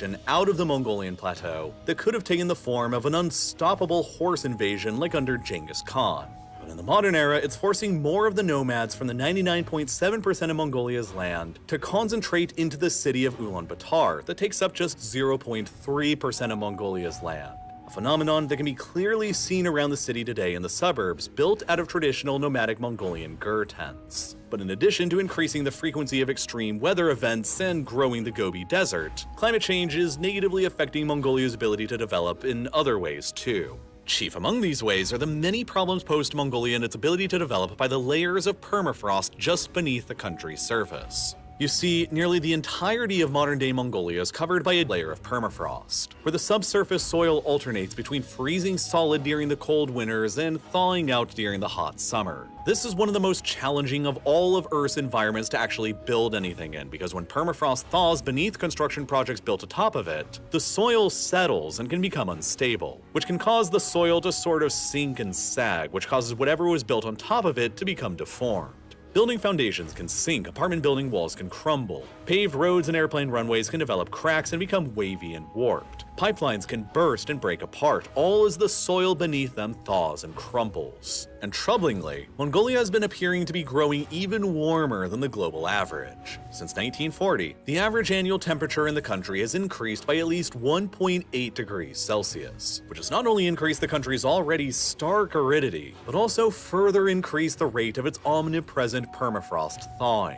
This means that without constant and expensive maintenance, the rate of damage that Mongolia's highways, railroads, pipelines, airports, apartment buildings, and other set-in-place infrastructure will suffer from the thawing permafrost is going to increase even further, which just further limits Mongolia's ability to develop itself and house large numbers of people in more urban environments outside of the capital. And then there are multiple exacerbating historical factors stretching back well into the past that have even further negatively impacted Mongolia's modern population. In the early 13th century, Genghis Khan united the Mongol tribes, and for generations afterwards, the Mongols and their horses thundered all across and around the Eurasian steppe, conquering everything in their wake. And in so doing, they carved out the largest contiguous land empire ever seen in human history, spanning at its zenith from China and Korea in the east to Iran in the south and to much of Russia, Ukraine, and Poland in the west. But over time from this apex, the empire quickly began steadily splintering into different sections as infighting between the Mongols themselves began to take hold. The Mongol Yuan dynasty would continue ruling over China for nearly another century until 1368, when they were subsequently overthrown by the Han-led Ming dynasty. The Mongols who once ruled China then retreated back towards the Mongolian plateau of their ancestors and formed a rump state known as the Northern Yuan, which largely spanned over the modern-day country of Mongolia, Inner Mongolia that's a part of China today, and parts of southern Siberia that now belong to Russia. By the early 17th century, the Mongol Golden Horde that had ruled over Russia and the Ilkhanate that had ruled over Iran had each long since collapsed, and the Manchu tribes of Manchuria were beginning to consolidate their control over present-day Inner Mongolia from the Northern Yuan. By 1644, the Northern Yuan had splintered into various different independent khanates. The Russian Empire was expanding across Siberia, and the Manchu launched a full-scale invasion of the Ming dynasty and overthrew them, subsequently leading to the establishment of the Manchu-led Qing dynasty. From there, the Qing initiated a series of further invasions and conquests into what they called Outer Mongolia in 1687, Tibet in 1723, and into modern-day Xinjiang by 1755. But as the largely Han Chinese soldiers began advancing further into the Mongol-ruled lands, a similar process began taking place as between the Europeans and the Native Americans in the New World. The Mongols, similar to many of the Native Americans, had never lived in cramped, sedentary cities with their livestock and were permanently nomadic and on the go across the steppe, meaning that they had never lived with the same kinds of diseases that had long plagued the settled Eurasian cities for thousands of years. As such, the urban and settled Han Chinese had developed resistances to diseases like smallpox just like the Europeans had. And so, when the Han Chinese marched deeper into the Mongolian plateau in the later 17th century, they brought smallpox with them that devastated the local nomadic Mongolian populations who lacked any immunities to it, in much the same way that the Europeans brought smallpox to the New World, that devastated the Native American populations. Due to the combination of smallpox, military violence, and deliberate genocide ordered by the Qing Emperor himself in 1755, the Qing dynasty's conquest of the Zhongar Mongols in the 1750s resulted in an estimated 50 to 80% of the Zhongar Mongol population getting completely wiped out, or somewhere between 500,000 and 800,000 people. Then, as the Russian Empire continued expanding across Siberia to the north, the Qing grew increasingly worried about the relatively sparsely populated hold over Inner and Outer Mongolia, and began encouraging large-scale resettlements of ethnic Han to the Mongolian plateau in order to reinforce their demographic hold over the area, which had the effects of spreading more settled diseases like smallpox, and also spreading and reinforcing a new religion to the area: Tibetan Buddhism. Over a process that lasted for centuries, Tibetan Buddhism began establishing itself as the dominant power on the Mongolian plateau, and largely replaced the secular authority of the previous Khans. The Tibetan Buddhist Church eventually came into possession of an estimated 20% of Mongolia's entire wealth. And on the harsh Mongolian steppes where land was largely worthless, it was livestock, horses, and people who were considered to be far more valuable. Many of Mongolia's nomadic herders began dedicating their sons and their families to the various Buddhist monasteries, either out of personal religious conviction or in order to gain the favor of the preeminent legal and economic power of the steppe. By the early 20th century, there were hundreds of Tibetan Buddhist monasteries all across Mongolia, and an estimated 1 in 3 of all the men in the country were dedicated Buddhist monks who had sworn themselves to a life of celibacy, forsaking wives and children.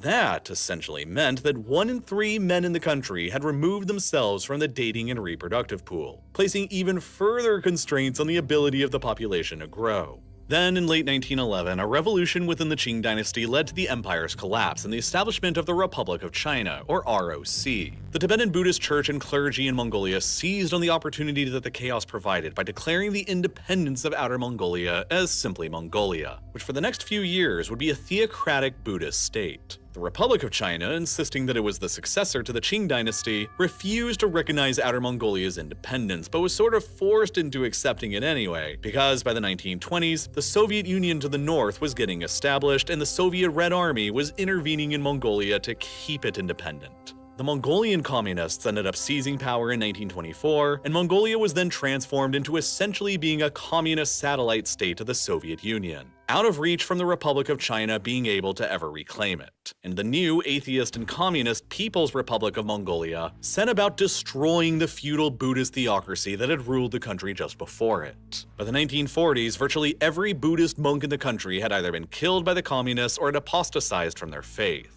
Only 1 monastery in the whole country was allowed to remain open in the capital, and only 100 monks were allowed to maintain it throughout the rest of the communist era into 1990. The birth rate steadily increased in the country and peaked during the 1970s, when the average Mongolian woman was having 7.3 children. But after the Soviet Union began disintegrating in 1990 and the communist regime in Mongolia that the Soviet Union supported subsequently collapsed, Mongolia underwent a similar economic and demographic shock as nearly every other post-Soviet state experienced, and the birth rate plummeted. By 2000, the average Mongolian woman was having 2.1 children, rather than just 7.3 30 years previously. And the rate of 2.1 children per woman has remained more or less consistent ever since. Mongolia's low population and empty countryside has made it a susceptible target to its 2 significantly larger neighbors for hundreds of years now. Today, in the 2020s, Mongolia remains a very big but very empty country wedged in between Russia and China, who have each spent much of the past several centuries taking their turns at controlling it. Ever since the Qing Empire's conquest of Outer Mongolia at the end of the 17th century, Mongolia has basically only been truly independent for very brief periods of time. The Qing directly ruled over what they called Outer Mongolia for more than 200 years, and then Mongolia only existed as a truly independent state from 1911 until 1924, when it then became a satellite state of the Soviet Union, which then lasted all the way up until 1990. And it's only been since then, just a bit more than 30 years ago, that Mongolia has enjoyed its longest span of true independence in more than 3 centuries. Had Mongolia never became a satellite state of the Soviets in the 1920s, it's highly likely that the People's Republic of China would have invaded it and absorbed it into their communist regime instead, as they did with Tibet between 1950 and 1951. The People's Republic of China only recognized Outer Mongolia's independence as Mongolia in 1949, as their victory on the mainland during the Chinese Civil War became imminent. And they really only did so to appease the Soviets, who wanted to maintain Mongolia as their satellite state. The Republic of China, meanwhile, after retreating from the Chinese mainland to Taiwan, never actually recognized Outer Mongolia's independence until all the way up to 2002. Meanwhile, Inner Mongolia was never able to achieve the same kind of independence as Outer Mongolia did, and it has remained a core territory of various Chinese states ever since the Manchu and the Qing first began taking control of it in the early 1600s. Today, Inner Mongolia is an autonomous region of the People's Republic of China, and there are actually more ethnic Mongols who live within Inner Mongolia than in the actual independent state of Mongolia. About 5 million in Inner Mongolia compared to the Mongolian state's 3.3 million. Despite this, however, the 5 million ethnic Mongols of Inner Mongolia are a minority in their own region, because due to centuries of Han Chinese colonialism and settling on the Mongolian plateau from other parts of China, the Han make up about 79% of Inner Mongolia's population today, compared to the Mongols themselves at only 17%. Today, the former Outer Mongolia and present independent state of Mongolia remains a very small nation of only 3.3 million people, wedged in between the giants of Russia, with 146 million people, and China, with more than 1.4 billion people, in a situation that has often been referred to as sharing a den with a bear and a dragon. And then, to make matters even worse from Mongolia's perspective, they remain extremely reliant on both the bear and the dragon to survive. 98% of Mongolia's oil and gasoline resources are all simply imported from Russia, while 90% of Mongolia's exports by value are all sent south to China. The overwhelming majority of all of Mongolia's raw cashmere wool and their raw mineral resources like coal, copper, iron, and gold all get delivered to China for further processing in Chinese factories, meaning that Mongolia is overwhelmingly dependent on Russia for their energy needs and overwhelmingly dependent on China for their primary export market. And as the extent of cooperation between China and Russia continues growing, the walls around Mongolia are closing ever further inwards. Following Russia's invasion of Ukraine, the Mongolian government has remained officially hesitant to offer up any kind of condemnation or concern. As Europe began ending their imports of Russian oil and gas, Russia has been forced into a position of increasingly shifting their fossil fuel market towards China, which will involve the construction of a brand new natural gas pipeline set to begin construction next year in 2024. The Power of Siberia 2. Once completed, it will for the first time directly connect the energy-hungry Chinese economy with Russia's enormous natural gas fields in the Yamal Peninsula that were previously fueling the European Union. And the most direct path for this new pipeline to take will travel from the Yamal Peninsula across Siberia and across Mongolia towards China's huge urban cities of the North China Plain. Mongolia really had no other choice but to accept that the new pipeline would travel over hundreds of kilometers of their mostly empty territory. It will ultimately help Russia acquire more revenues in the face of severe Western financial sanctions, while providing China with a more direct land route for their energy needs, giving the Chinese Communist Party more flexibility when dealing with their ultimate foreign policy objective of establishing firm control over Taiwan. You see, the primary issue that the People's Republic of China is concerned about is that if they were to launch an invasion of Taiwan, the United States Navy may intervene against them and decide to blockade the narrow Malacca Strait, through which the People's Republic currently imports some 70% of their petroleum and liquefied natural gas supply, primarily from the oil and gas-rich states of the Persian Gulf. Right now, a successful American naval blockade of Malacca would cripple the Chinese economy and their ability to wage war. But the more that China can reduce their dependence on maritime energy imports through this strait, by opening up more land-based energy imports like the pipelines being built directly from Russia to China through Mongolia, the better China will be able to endure a hypothetical American naval blockade, and the better the People's Liberation Army and Navy will be able to perform during an attack on Taiwan. As Russia grows increasingly authoritarian with overt military aggression in Europe, and as China remains very authoritarian itself, with a potential attack on Taiwan looming,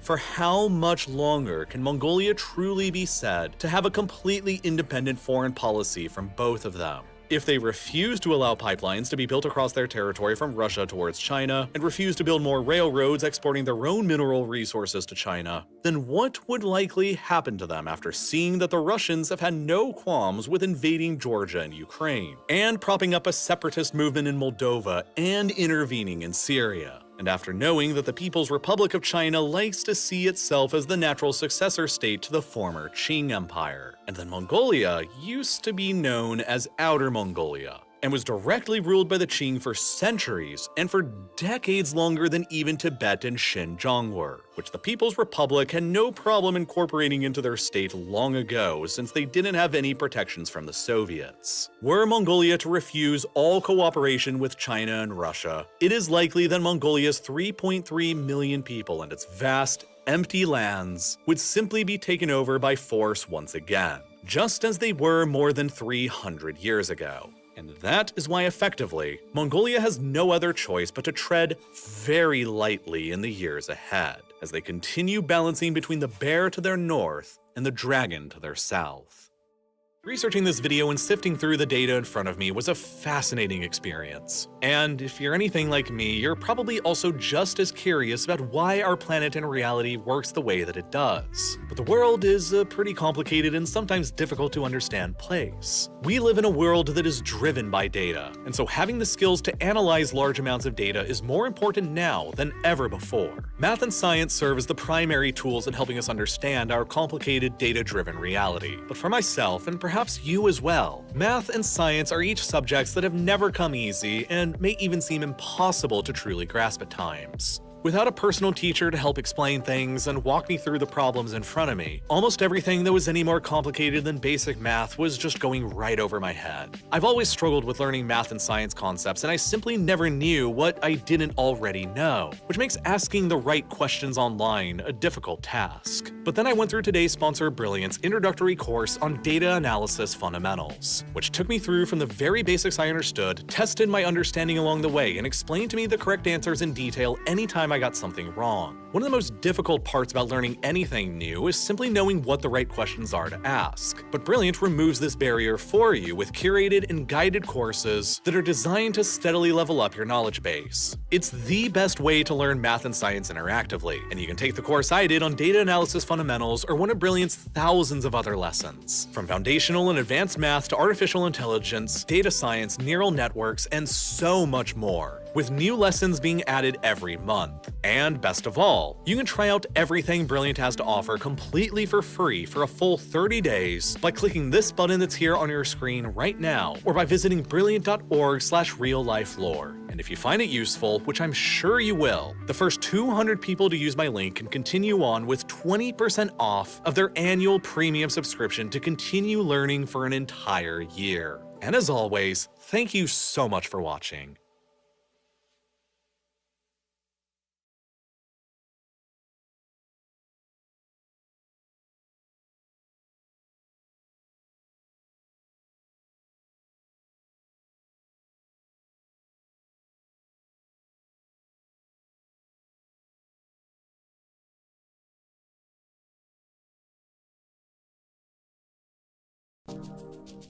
Hey, Vsauce! Michael here.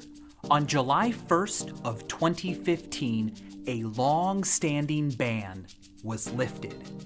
Visitors were finally allowed to take selfies at the White House. This is the first legal selfie ever taken on a White House tour. But a year before the ban was lifted, in February of 2014, I met with the president and secretly took an illegal selfie while on the toilet in the West Wing. Thanks, Obama. Why am I admitting to this crime now? Well, it's time for the truth. Who took the first selfie?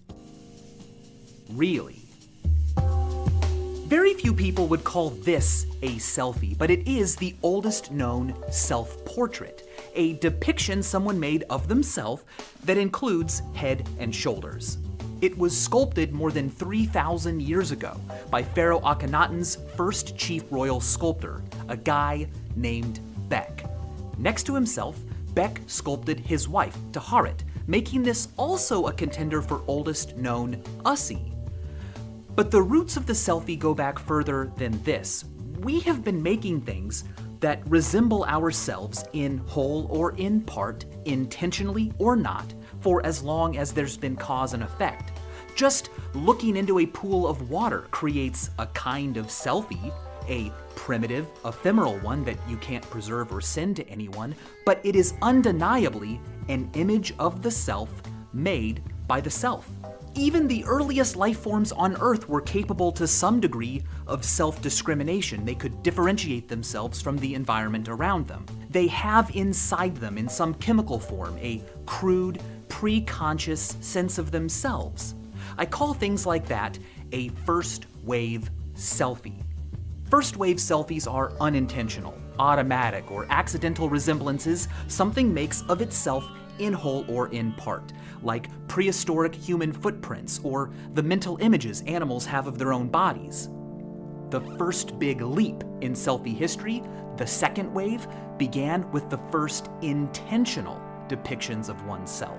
Second wave selfies include everything from Chauvet Cave's 32,000-year-old hand stencil prints to the paintings of Jan van Eyck and Judith Leister. But in the 19th century, self-depiction changed in another major way. A technology emerged that allowed likenesses of the self to be made faster and with less skill, that seemed more accurate, less mediated, and more indexical than ever before. Photography ushered in the third wave selfie. In the fall of 1839, outside his family's lamp and chandelier store in Philadelphia, 30-year-old Robert Cornelius stood completely still for about 15 minutes in front of a camera he'd built using a modified opera glass and a sheet of silver-plated copper. The result was a significant image. It can be found on his gravestone in Philadelphia's Laurel Hill Cemetery. The Smithsonian calls it the first selfie. But they also don't. In that same fall of 1839, a man named Henry Fitz Jr. took a photograph of himself in Baltimore. Smithsonian Magazine and pretty much everyone else has called Cornelius's selfie the first. But in their archives, the Smithsonian calls Fitz Jr.'s the first. The reason for this confusion is that, honestly, we don't know which of these came first. All we can be sure of is that neither of them is the first. Hippolyte Bayard, a Frenchman, wrote of taking a photo of himself in 1837, 2 years before these. But it's been lost. And other, even earlier examples may have been lost as well. Because these are photographs people took of themselves, it's largely uncontroversial to call them selfies. But they're not like selfies. If you've seen my video, Is Cereal Soup, you know what I just did there. Contrastive focus reduplication. That's when you repeat a word in order to focus on prototypical examples in contrast to edge cases. For example, we went on a date last night, but it wasn't a date. In that statement, I'm contrasting what I did last night, which might have been a date, to a true date, which is obviously a date. Okay, anyway, the point is, no one called these selfies when they were taken. They were photographic self-portraits. The word selfie wouldn't even exist for another 160 years after they were taken.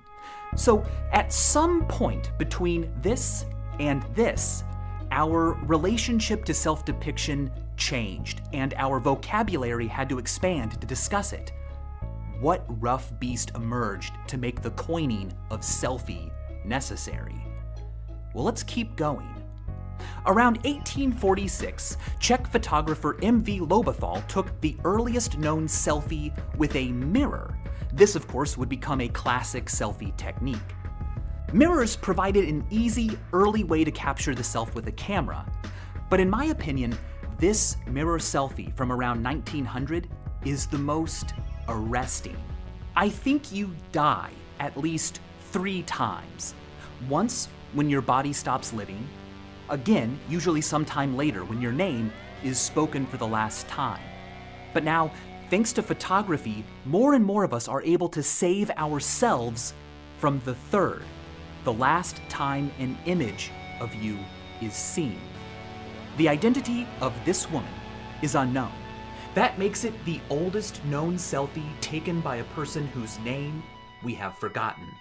This is the oldest known example of the classic outstretched arm selfie technique. It was taken by Joseph Byron in 1909. Images like these were a significant step toward the eventual fourth wave selfie. The presence of a camera or arms or poles in the shot evidence of how it was made are hallmarks of the modern-day selfie stereotype. For example, a 2013 ad campaign for the Cape Times reimagined famous historical photographs as selfies, and in every single one, an arm connecting the subject to the camera was used. 5 years after Byron's armed selfie, Anastasia Nikolaevna Romanova, the youngest daughter of Tsar Nicholas II and great-granddaughter to Britain's Queen Victoria and Prince Albert, took this photo of herself. She was 13 years old at the time, so many have claimed it to be the first selfie ever taken by a teenager. But that's not true.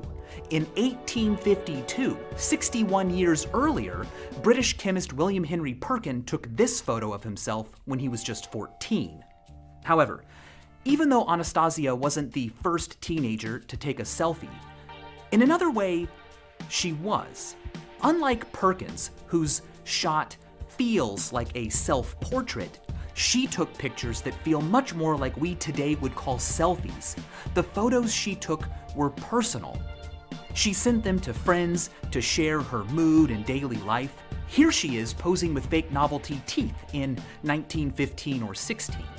4 years after taking this famous selfie, her camera was confiscated, and not long after, Bolshevik revolutionaries executed her and her entire family together in a basement.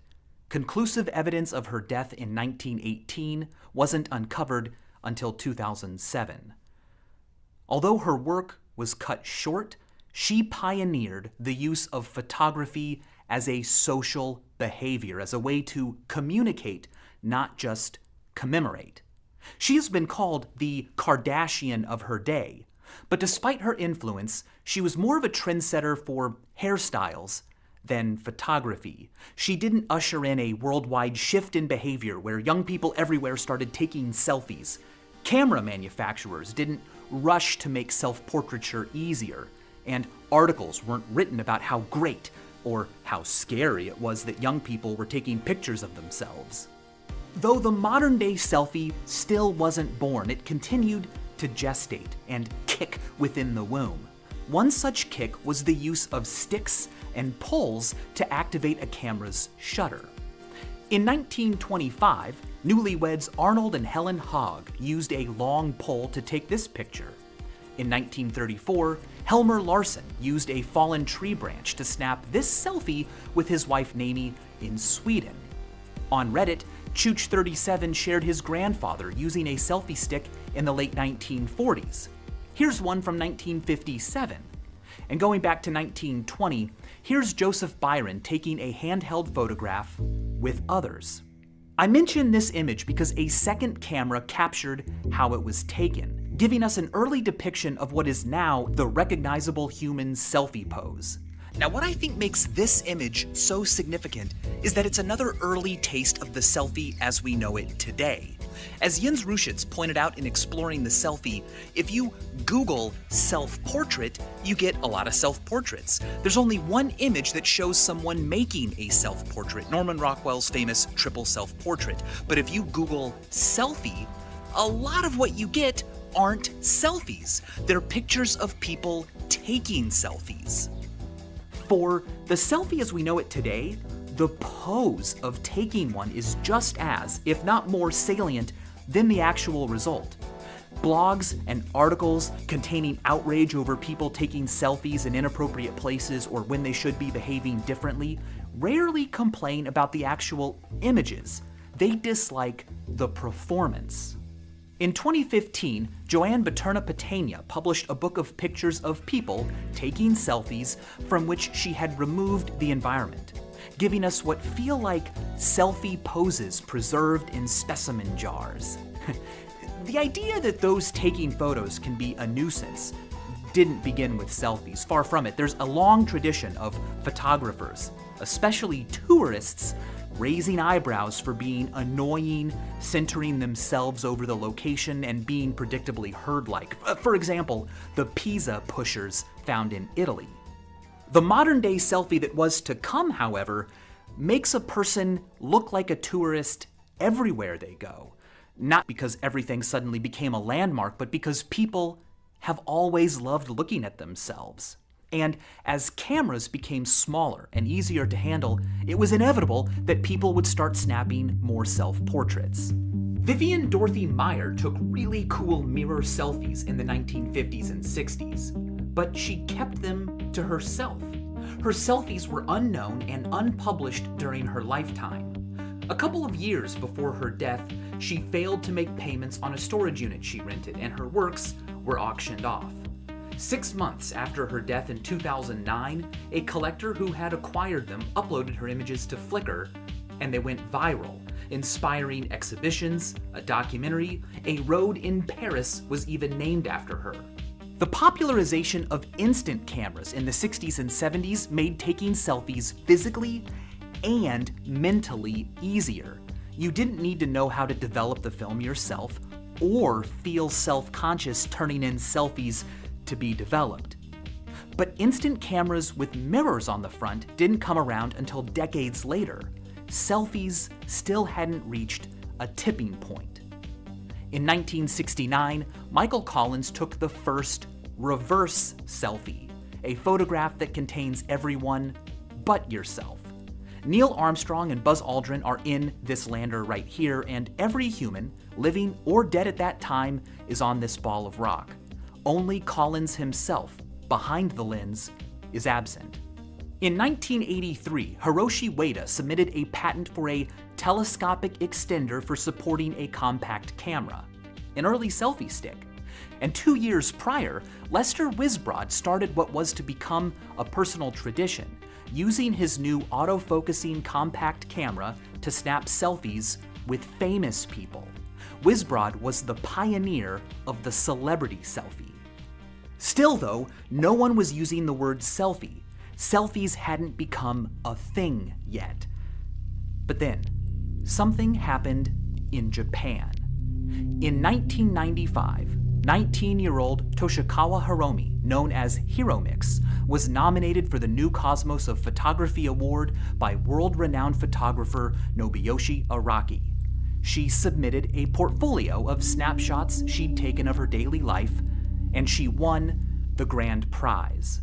There was already a unique culture of photo diary and photo booth use among young people in Japan, but HiroMix's sudden fame amongst teenagers and the educated elite made the practice a thing. Suddenly, young people all over Japan wanted to be like her. The New York Times called it HiroMix syndrome.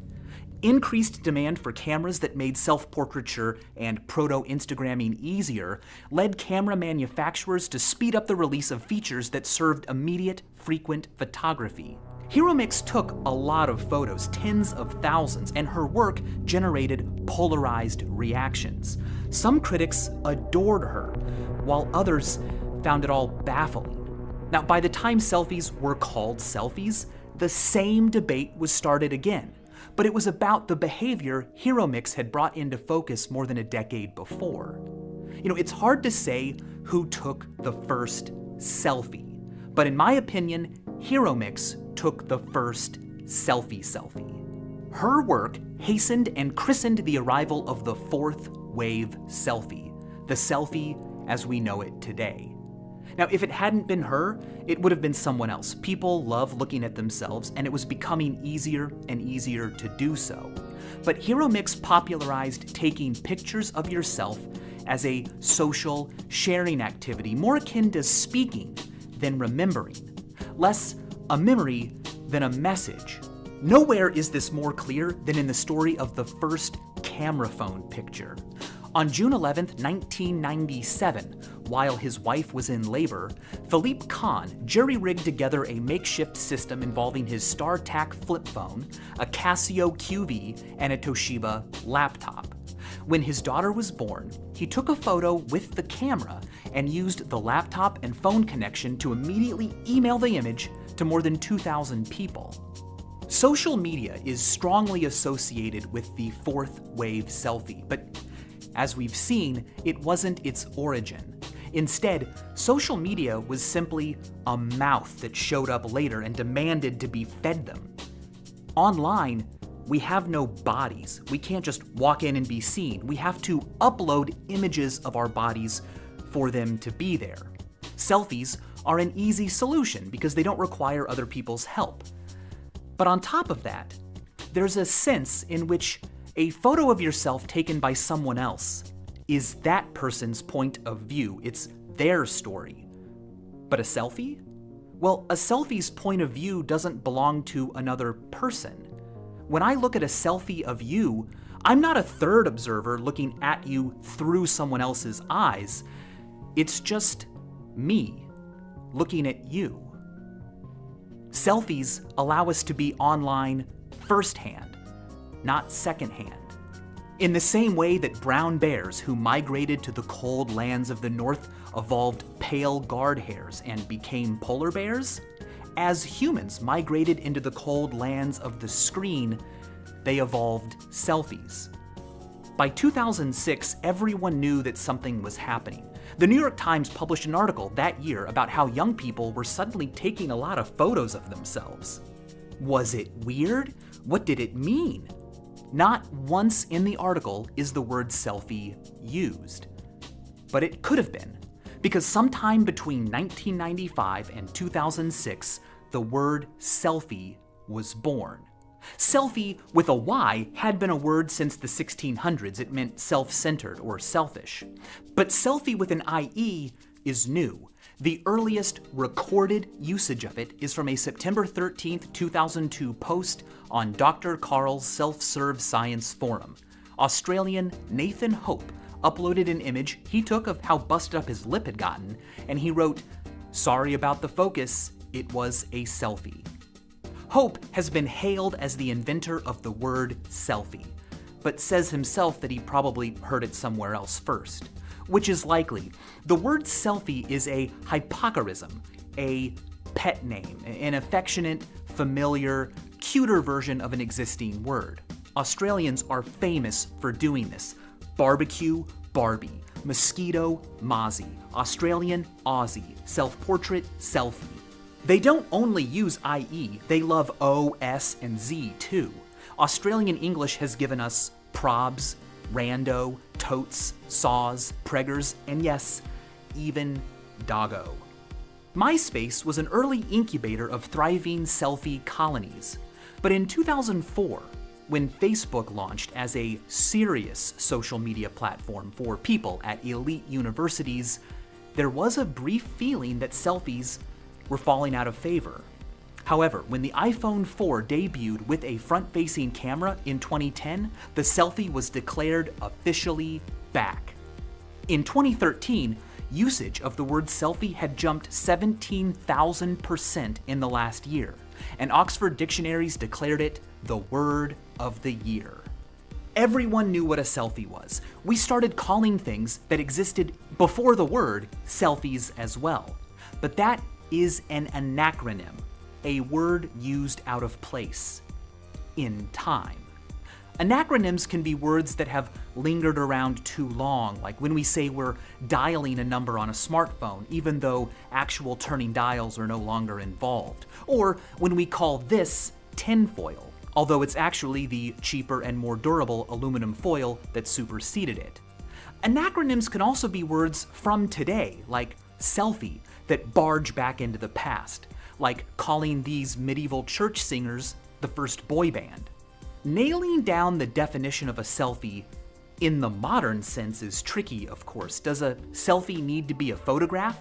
If not, why? If so, do I need to be holding the camera? Does the use of a timer or a drone I'm not even touching mean that it's not a selfie, or just a different kind of selfie? Are humans a selfie since God made us in His image? Because of questions like that, I prefer what I've been doing in this video. Just allow a selfie to mean anything that something has made that resembles itself or part of itself. That covers a lot of stuff, but can be broken down into 4 waves. First wave selfies are unintentional. The second wave began with the first deliberate depictions of oneself. The third, with photography's promise of recognizable self-depictions that were significantly more accessible. The fourth wave is when selfies became a thing, a cultural phenomenon motivated by a desire not just to have images, but to be images. Throughout the 20th century especially, we found ourselves increasingly surrounded by images, news, and travels and products and stories. The entire world outside our head could be seen like never before. Not in person, but through images. In the midst of this image world was the human animal, an organism that got to look at images, but wasn't one. Which was too bad, because to be an image was to be something. Well, selfies gave us that power. They put it in our own hands. Photography allows more of us than ever before to delay the third death. But the fourth wave selfie flattens the boundaries of time and space now. We can be anywhere, whenever. Does my face need to be depicted for it to be a selfie? Well, in October of 2013, Kim Kardashian posted this image on Instagram. Within a month, Belfie had been added to the Urban Dictionary. A belfie is a selfie of your butt. Butt selfie, Belfie. Belfie guides and histories and even a Belfie stick soon followed. And this all raises a serious question about society. If a selfie of your butt is called a belfie, shouldn't a selfie of your face be called a felfie? And as always, thanks for watching.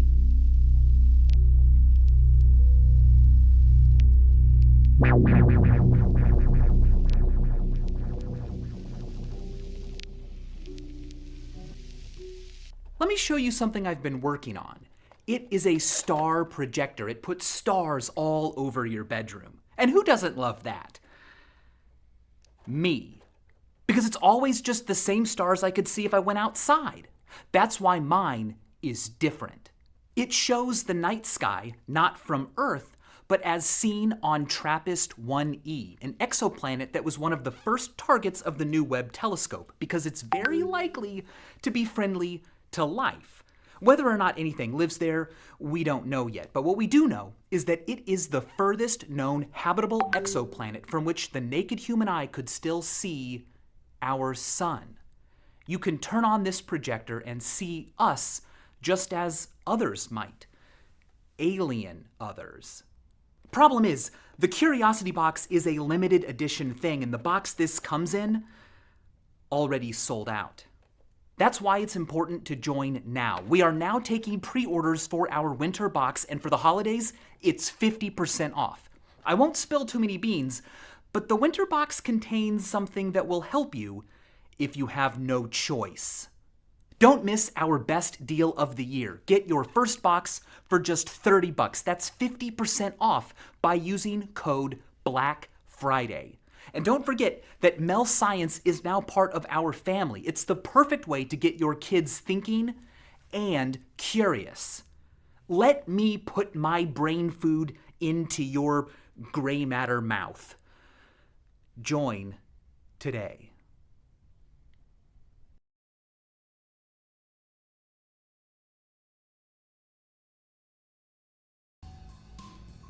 Hey, Vsauce, Michael here. At the age of 18, Carl Sagan looked like a teenager.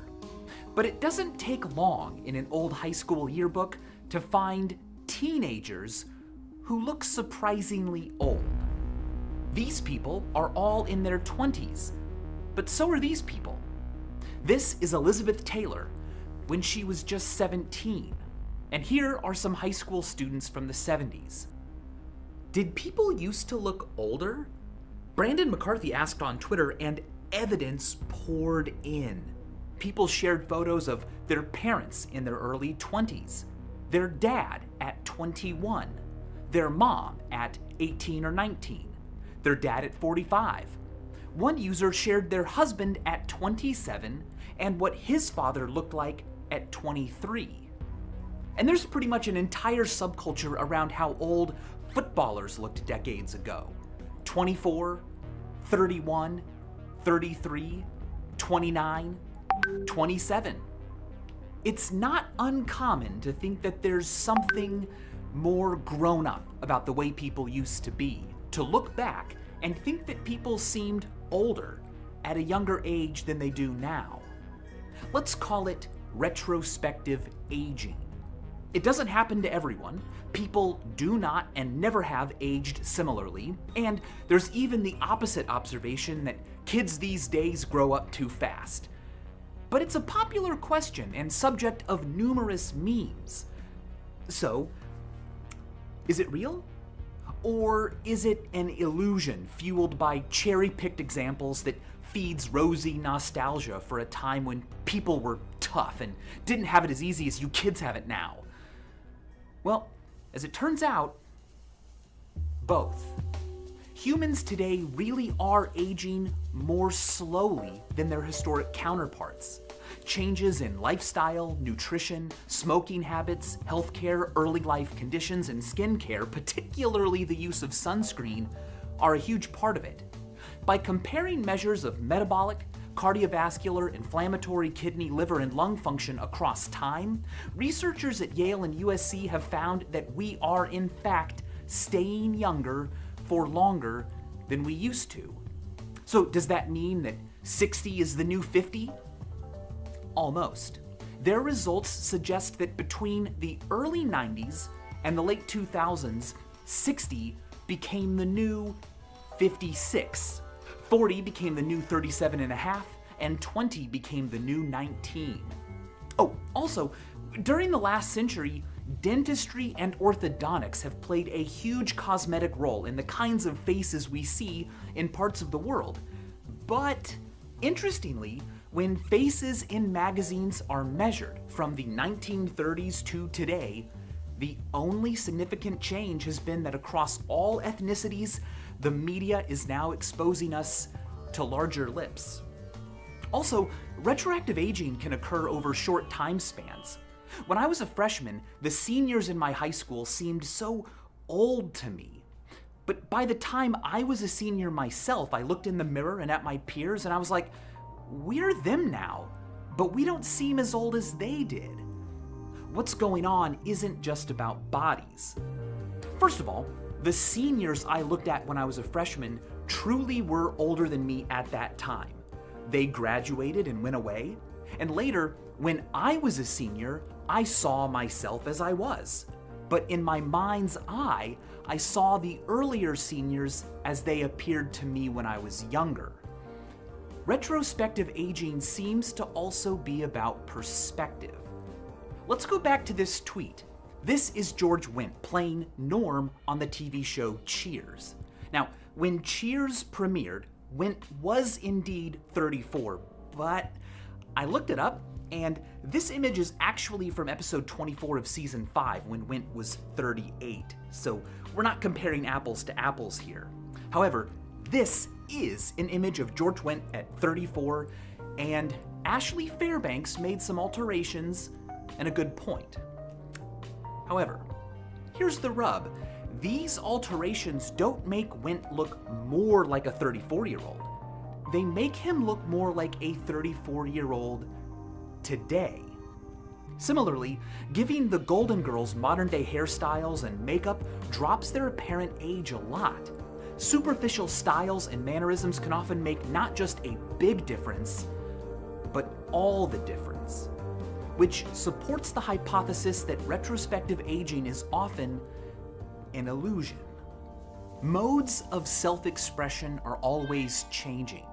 Clothing, hairstyles, accessories, makeup, mannerisms, language, body language. Now, modes can come back, but never exactly. The context is always a little bit different. And from what's available or acceptable at any one time, we each draw ways of appearing or being in the world. And even if you don't care about how you look or think about how you act, what options you even have are dictated by what's currently popular or normal or being pushed on people like you. Few of us stay at the stream, drawing what's new all our lives. For various reasons, we often wander away with our catch. Perhaps it's because we settle into an identity we're comfortable with, or fear the taboo of not dressing our age. or simply run out of time to care. But when we're gone, the stream keeps changing. And we get older and continue to use the mannerisms and styles we grabbed a while back. Eventually, to whatever those styles initially evoked, a new connotation is added. Old person.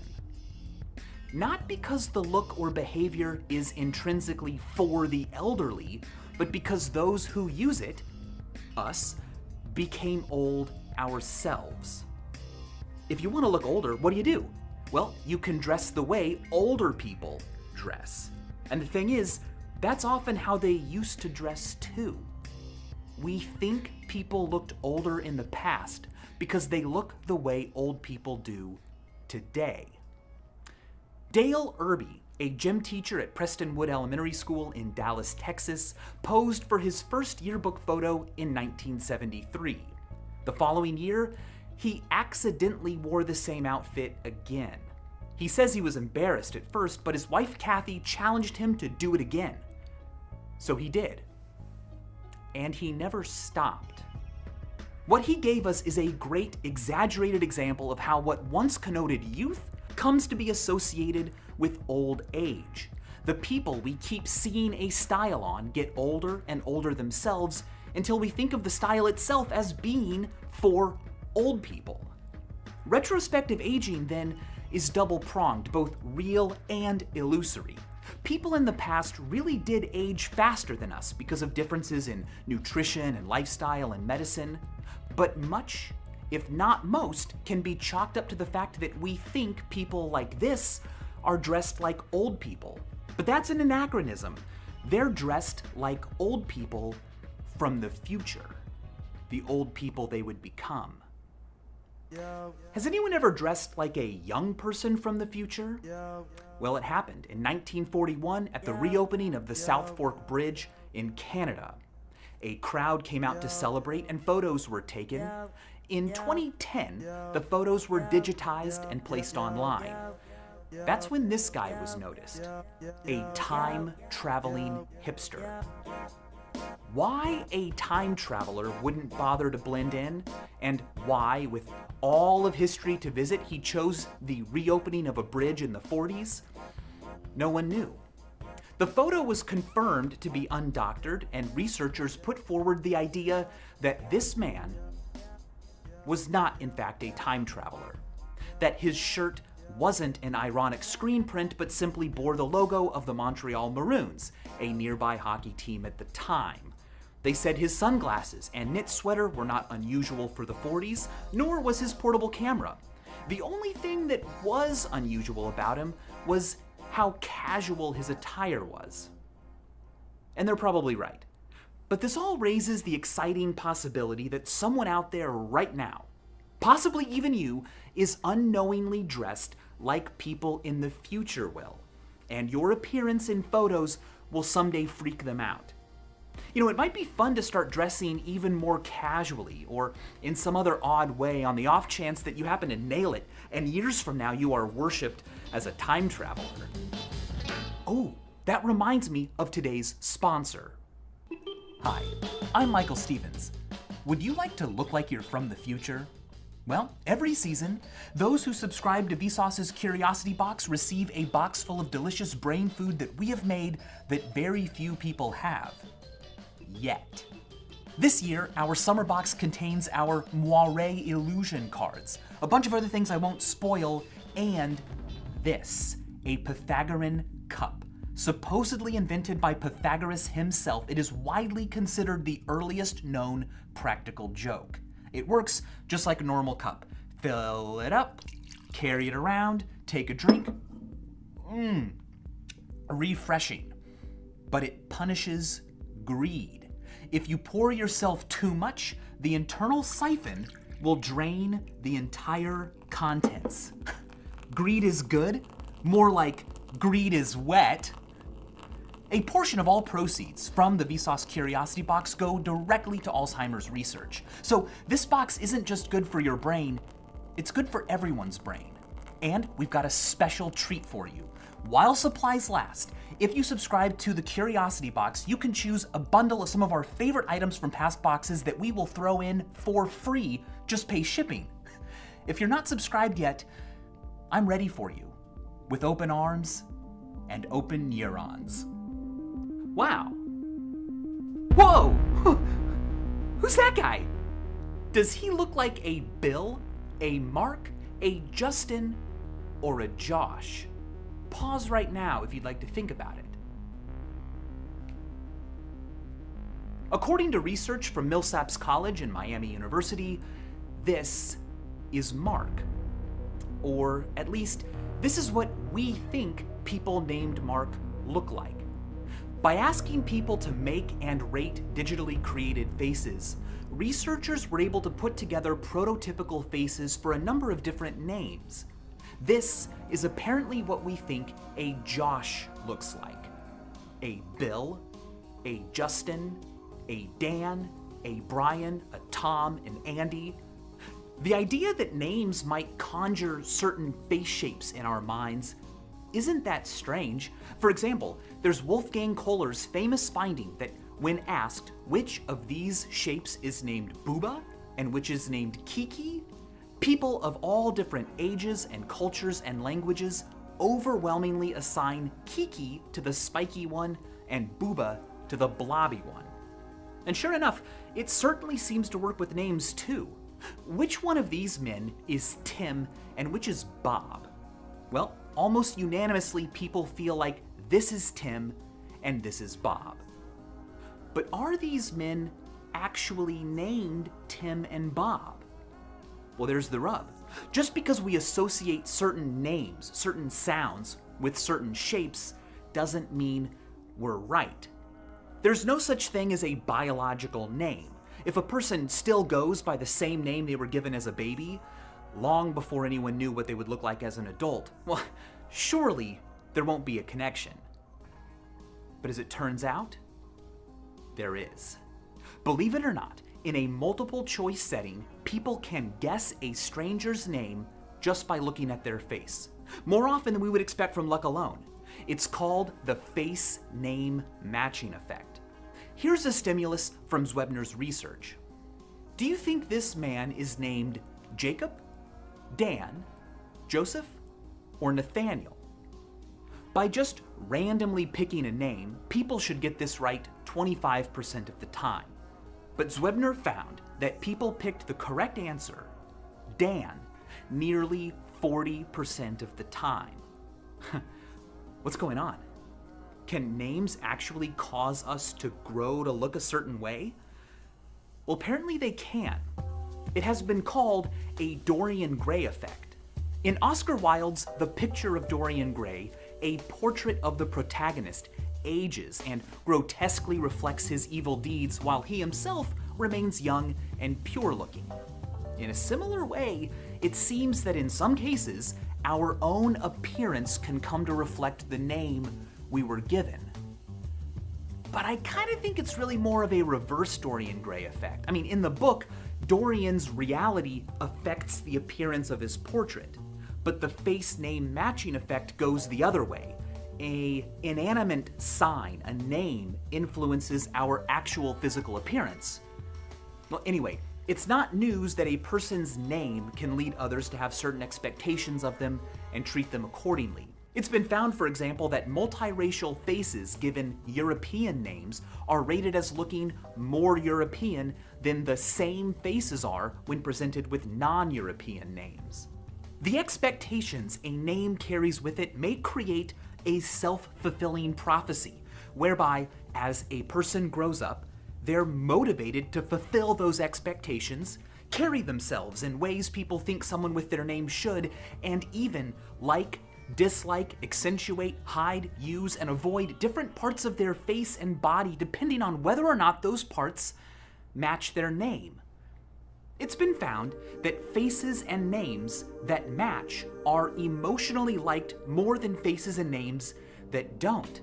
Analysis of voting data has shown that senatorial candidates earn 10% more votes when their names fit their faces very well than when they fit very poorly. Now, with that in mind, part of the effect could literally come from the fact that although parents don't know what their kid will look like as an adult, the parents do know what they look like, and without knowing it, tend to prefer names that match their faces, which are likely to resemble their child's face as well. But not always. If the dissonance is too great, a person can always change their name, either completely or by simply choosing a nickname. If I had been just a little bit different, Michael, could have always gone by Mike. The fact that people can adjust their names to fit them, of course, merely strengthens the face name matching effect. By studying whether the correct name could be guessed when different parts of a face were occluded, researchers were able to develop heat maps showing which parts of the face different names are most characteristically associated with. Apparently, looking like an Anne is all about the tip of the nose. It's the bridge of the nose for Arthur's and the philtrum or snot trough for Benjamin's. Aurélies are recognized by their face spiders. Let's go back to old people. How old is an old person? 73.7. That's according to results published in the Journal of American Geriatrics last year. It's the average age people gave when asked, when does old age begin? People under 65 on average said 71, and people over 65 on average said 77. Women said old age began 3 years later than men did. White people said it began 8 years later than non-whites did, and people who felt healthy placed old age later in life than those who felt less healthy. But how old do people want to be? Well, that depends on how old they already are. In America, the only people who are the age they would like to be are 21-year-olds. People younger than 21 wish they were older, and people older than 21 wish they were younger. People who are 40 wish they were 30, people who are 60 wish they were 40, and people who are 90 wish they were 60. When people are asked if they could be one age forever, the average American picks 36, which is actually how old I am right now, funny enough. Here's something else that's funny. Old people are more likely to think they dream in black and white. Not because it's part of the aging process, but because they are veterans of the great black and white dream epidemic of the 20th century. Prior to the 1900s, Aristotle, Descartes, Freud, everyone who wrote about the topic reported that dreams contained color.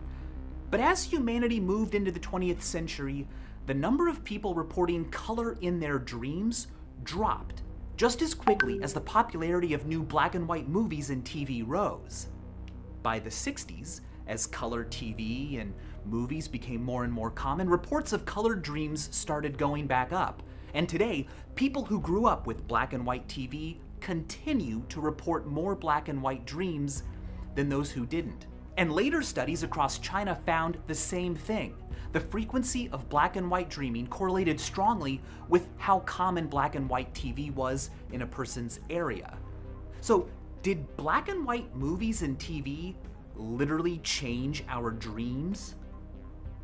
Well, first of all, it's not clear whether dreams themselves actually changed or if people just started thinking differently about their dreams. We're trying, but we still haven't found a way to get direct access to dream content. Eric Switchable has pointed out that as far as we know, dreams may not be in color or black and white, or sepia or anything. They may be primarily indeterminate in color as they happen, and only later, during recall, do we confabulate details about color. He compares dreaming to reading.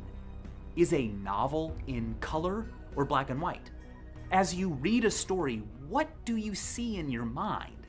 It might be the case that dreams, vaporous as they are something we simply have a terrible grip on, and that movies and TV shows have given us the illusion of understanding them. In fact, Switchable has speculated that smells and touch sensations are rare in dreams today, but future people with smelly, touchy-feely VR shows might think that they dream with lots of textures and odors and find it strange, maybe even frightening, that few of us seem to. But why would we think that dreams were like moving pictures and not normal waking life? Well, no one knows. It might be that motion pictures are just simply the closest thing we have to dreaming that isn't dreaming. Unlike still images, paintings, photographs, tapestries, motion pictures and dreams can contain movement and narrative and cause and effect. And unlike stage plays or real life, motion pictures and dreams are not made of anything that is even remotely similar to what they depict. They're both made of phantoms. Images are uncanny things. A person in an image is frozen in time, but yet can seem to grow old. Our own image can depend on what we are called, and they're the closest thing we have to what our mind does when we're away. Do you get the picture?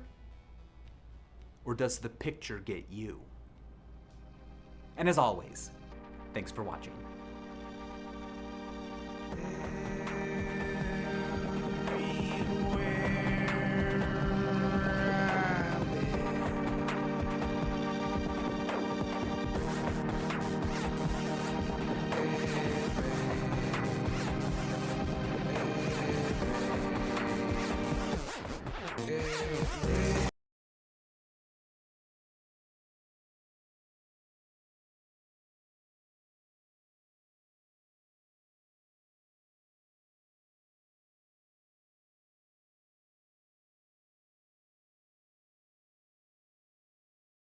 He was at Göttingen.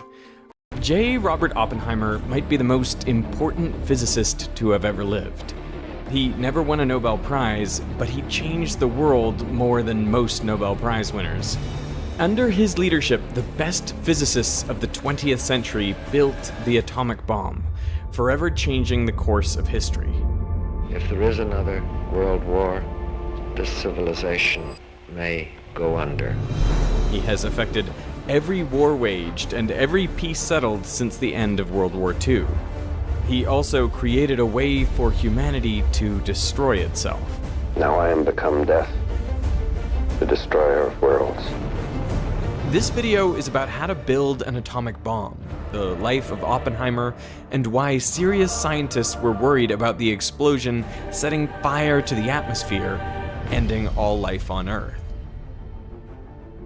Part of this video is brought to you by Ren. When J. Robert Oppenheimer was 21, he placed an apple laced with toxic chemicals on the desk of his physics tutor. The tutor, Patrick Blackett, was an experimentalist, and he had hounded Robert to do more of what he thought Robert wasn't very good at, experimental work.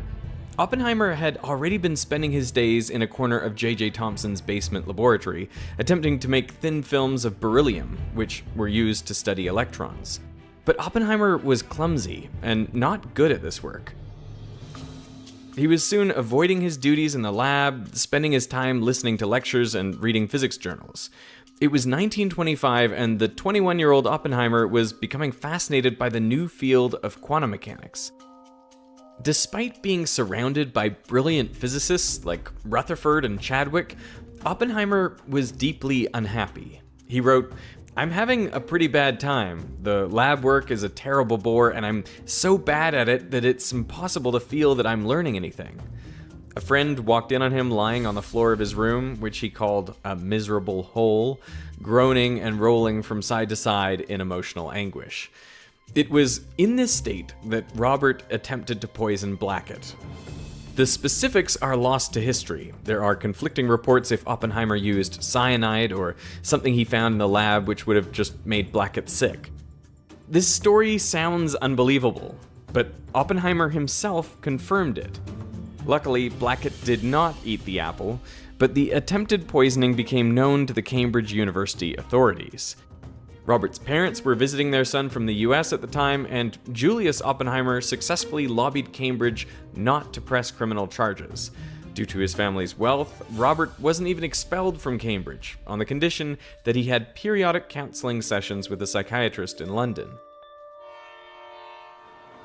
In the summer of 1926, Robert traveled to the University of Göttingen.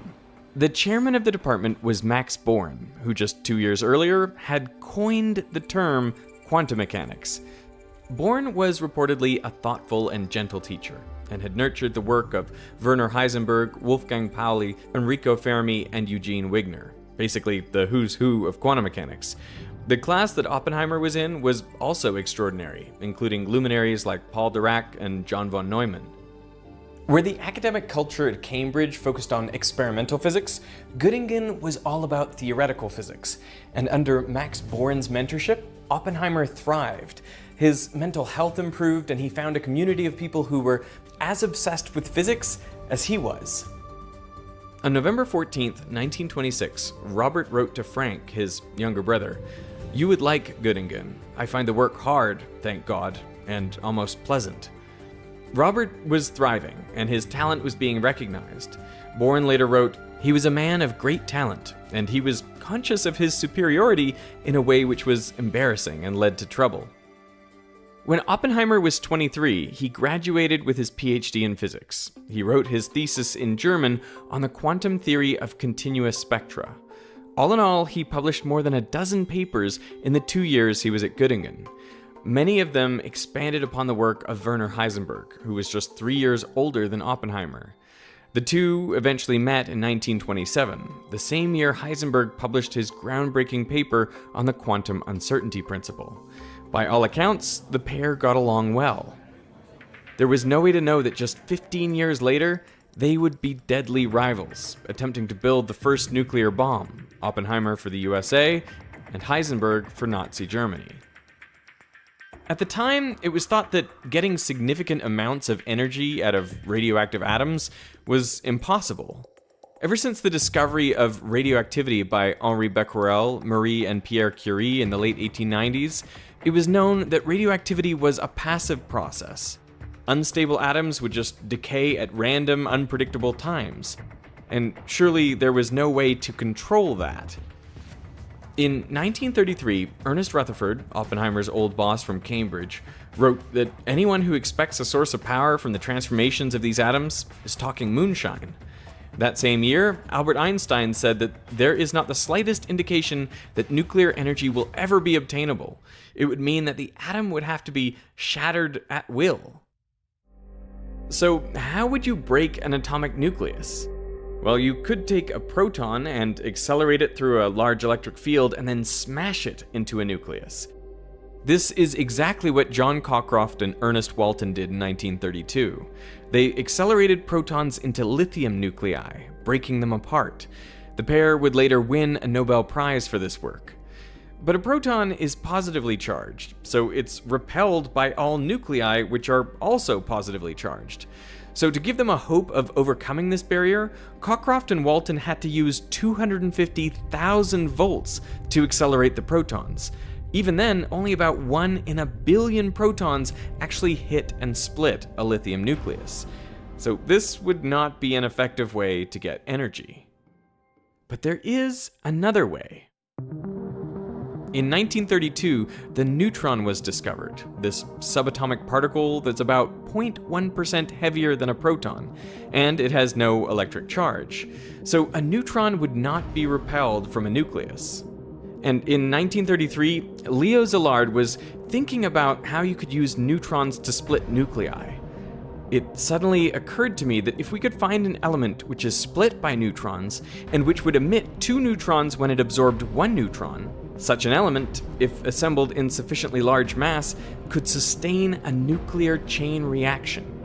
But the thing is, nobody knew if there was an element that had a kind of nucleus that would do that.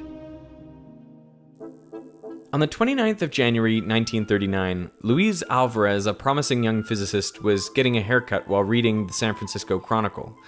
And suddenly, he got out of the chair, halfway through the haircut, and ran to Oppenheimer's office. Alvarez read an article about how 2 German chemists, Otto Hahn and Fritz Strassmann, had successfully split an atom of uranium by bombarding it with neutrons. Oppenheimer was not impressed. "That's impossible," he reportedly told the young Alvarez, proceeding to mathematically prove on his blackboard why fission could never be achieved. But the next day, Alvarez had repeated the experiment and invited Oppenheimer to see it. Alvarez later recalled that in less than 15 minutes, he not only agreed that the reaction was authentic, but also speculated that in the process, extra neutrons would boil off that could be used to split more uranium atoms and thereby generate power or make bombs. When a single atom of uranium-235 splits apart, it loses a little bit of mass, which is released as energy, following Einstein's mass-energy equivalence. That is a tiny amount of energy, about 20 times less than the amount required to raise a grain of sand the thickness of a piece of paper. But atoms are also tiny. In a 1 kilogram lump of uranium, there are about a trillion atoms, so the energy quickly adds up. Soon, almost everyone was convinced. In August of 1939, Einstein, who just 6 years earlier believed that nuclear bombs were impossible, signed his name to a letter addressed to President Franklin Roosevelt. The letter, actually written by Szilard, warned Roosevelt of the possibility of nuclear weapons. It also pointed out that Germany had access to uranium from the mines in Czechoslovakia, which was recently taken over by the Nazis. Roosevelt began an informal uranium committee to discuss this topic, but then for 2 years, nothing happened. In 1941, Roosevelt upgraded the informal uranium committee to the S1 committee, which would report directly to the White House. The explicit goal was to develop an atomic bomb, and in May 1942, Oppenheimer was hired onto the committee to be the coordinator of rapid rupture. So why was he selected? Well, after completing his PhD, Oppenheimer became a physics professor, first at UC Berkeley and then at Caltech. The brilliance he had shown under Max Born's tutelage didn't fade. Indeed, it blossomed into a remarkable but strange physics career.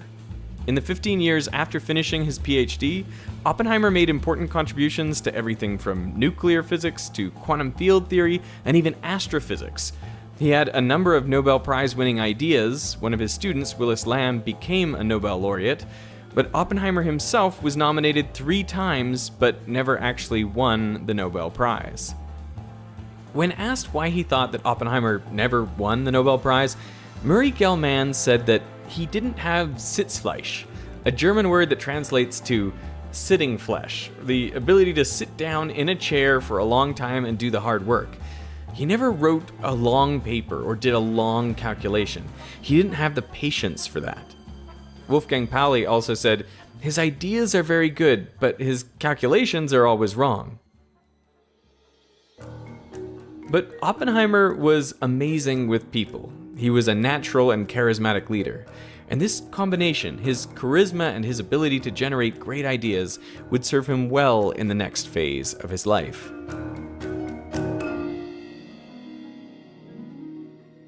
On the 18th of September 1942, General Leslie Groves was put in charge of the Manhattan Project. I was responsible for the development of the atomic bomb. On day 1, he ordered 1,200 tons of uranium ore. The next day, he ordered to buy the Oak Ridge site, where the ore would be refined. The next month, in a surprising move, he chose Oppenheimer to be the science director of the soon-to-be-established Los Alamos Laboratory. Oppenheimer had just been selected to be the chief architect of the atomic bomb. The military establishment had concerns. Oppenheimer did not have a Nobel Prize, so would the scientists hired for the project respect his opinion and follow his leadership? Oppenheimer also had no prior administrative experience over a large project like this. Furthermore, he was a theoretical physicist who, according to Isidore Rabi, was a very impractical fellow. He didn't know anything about equipment. And then there was the problem of Oppenheimer's political stance. He had links to the Communist Party, including his wife Catherine, who was a member of that party. But Groves was impressed by Oppenheimer. He valued his overwhelming ambition. He also knew that Oppenheimer's ability to understand problems not just in physics, but chemistry, engineering, and metallurgy would be invaluable. Groves thought that Oppenheimer was a real genius, saying that, why, Oppenheimer knows about everything. He can talk to you about anything you bring up. Well, not exactly, he doesn't know anything about sports. The two men couldn't have been more different. Oppenheimer weighed half as much as Groves, despite both of them being nearly 6 feet tall. Ideologically, Oppenheimer was a communist, Groves a staunch conservative. But Groves was convinced that Oppenheimer would be the person that would build the atomic bomb before the Nazis, and that was all that mattered. Isidore Rabi later commented that hiring Oppenheimer for this role was a real stroke of genius on the part of General Groves, who was not generally considered to be a genius. The Manhattan Project needed a location, somewhere isolated to keep the project secret, safe from enemy attack, and while no one wanted to admit it, somewhere that was sparsely populated just in case there was an accident. Oppenheimer proposed Los Alamos, New Mexico. He had fallen in love with the harsh desert and the mountains of New Mexico when he was in his 20s. In 1929, Oppenheimer wrote to a friend, "My two great loves are physics and New Mexico. It's a pity they can't be combined." But Oppenheimer had severely underestimated the logistical challenge ahead. In 1943, Oppenheimer estimated that he'd need about 6 scientists, supported by a handful of engineers and technicians, to make a bomb. He was off by 2 orders of magnitude. 764 scientists would end up working for the Manhattan Project, 302 of which would work at the Los Alamos site.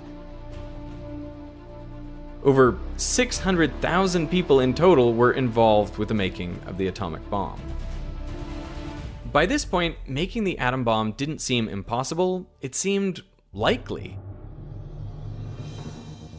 On the 2nd of December 1942, a team of physicists at the University of Chicago, led by Enrico Fermi, created the world's first artificial nuclear reactor, Pile 1. It consisted of 45 tons of uranium and uranium oxide and 330 tons of graphite blocks. Horrifyingly enough, it was located under the stands of the football field. It generated about half a watt of power. And if you can make a nuclear power plant, you can make a bomb.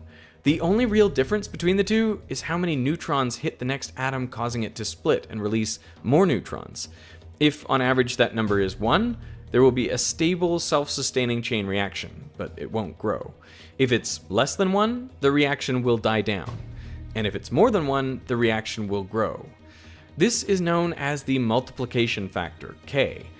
Nuclear reactions are similar to pandemics in this way. The simplest way to make a nuclear bomb is to get enough fissile material close together that it creates a runaway chain reaction. That amount is known as the critical mass. With uranium-235, you need about 52 kilograms, forming a sphere with a diameter of 17 centimeters. If you use plutonium-239, the critical mass is much smaller, only around 10 kilograms, which would create a sphere only 10 centimeters wide. For the first few years, the scientists worked on a bomb with a gun-type design. Inside a gun-type bomb, you have 2 slabs of uranium-235, both of which are below the critical mass.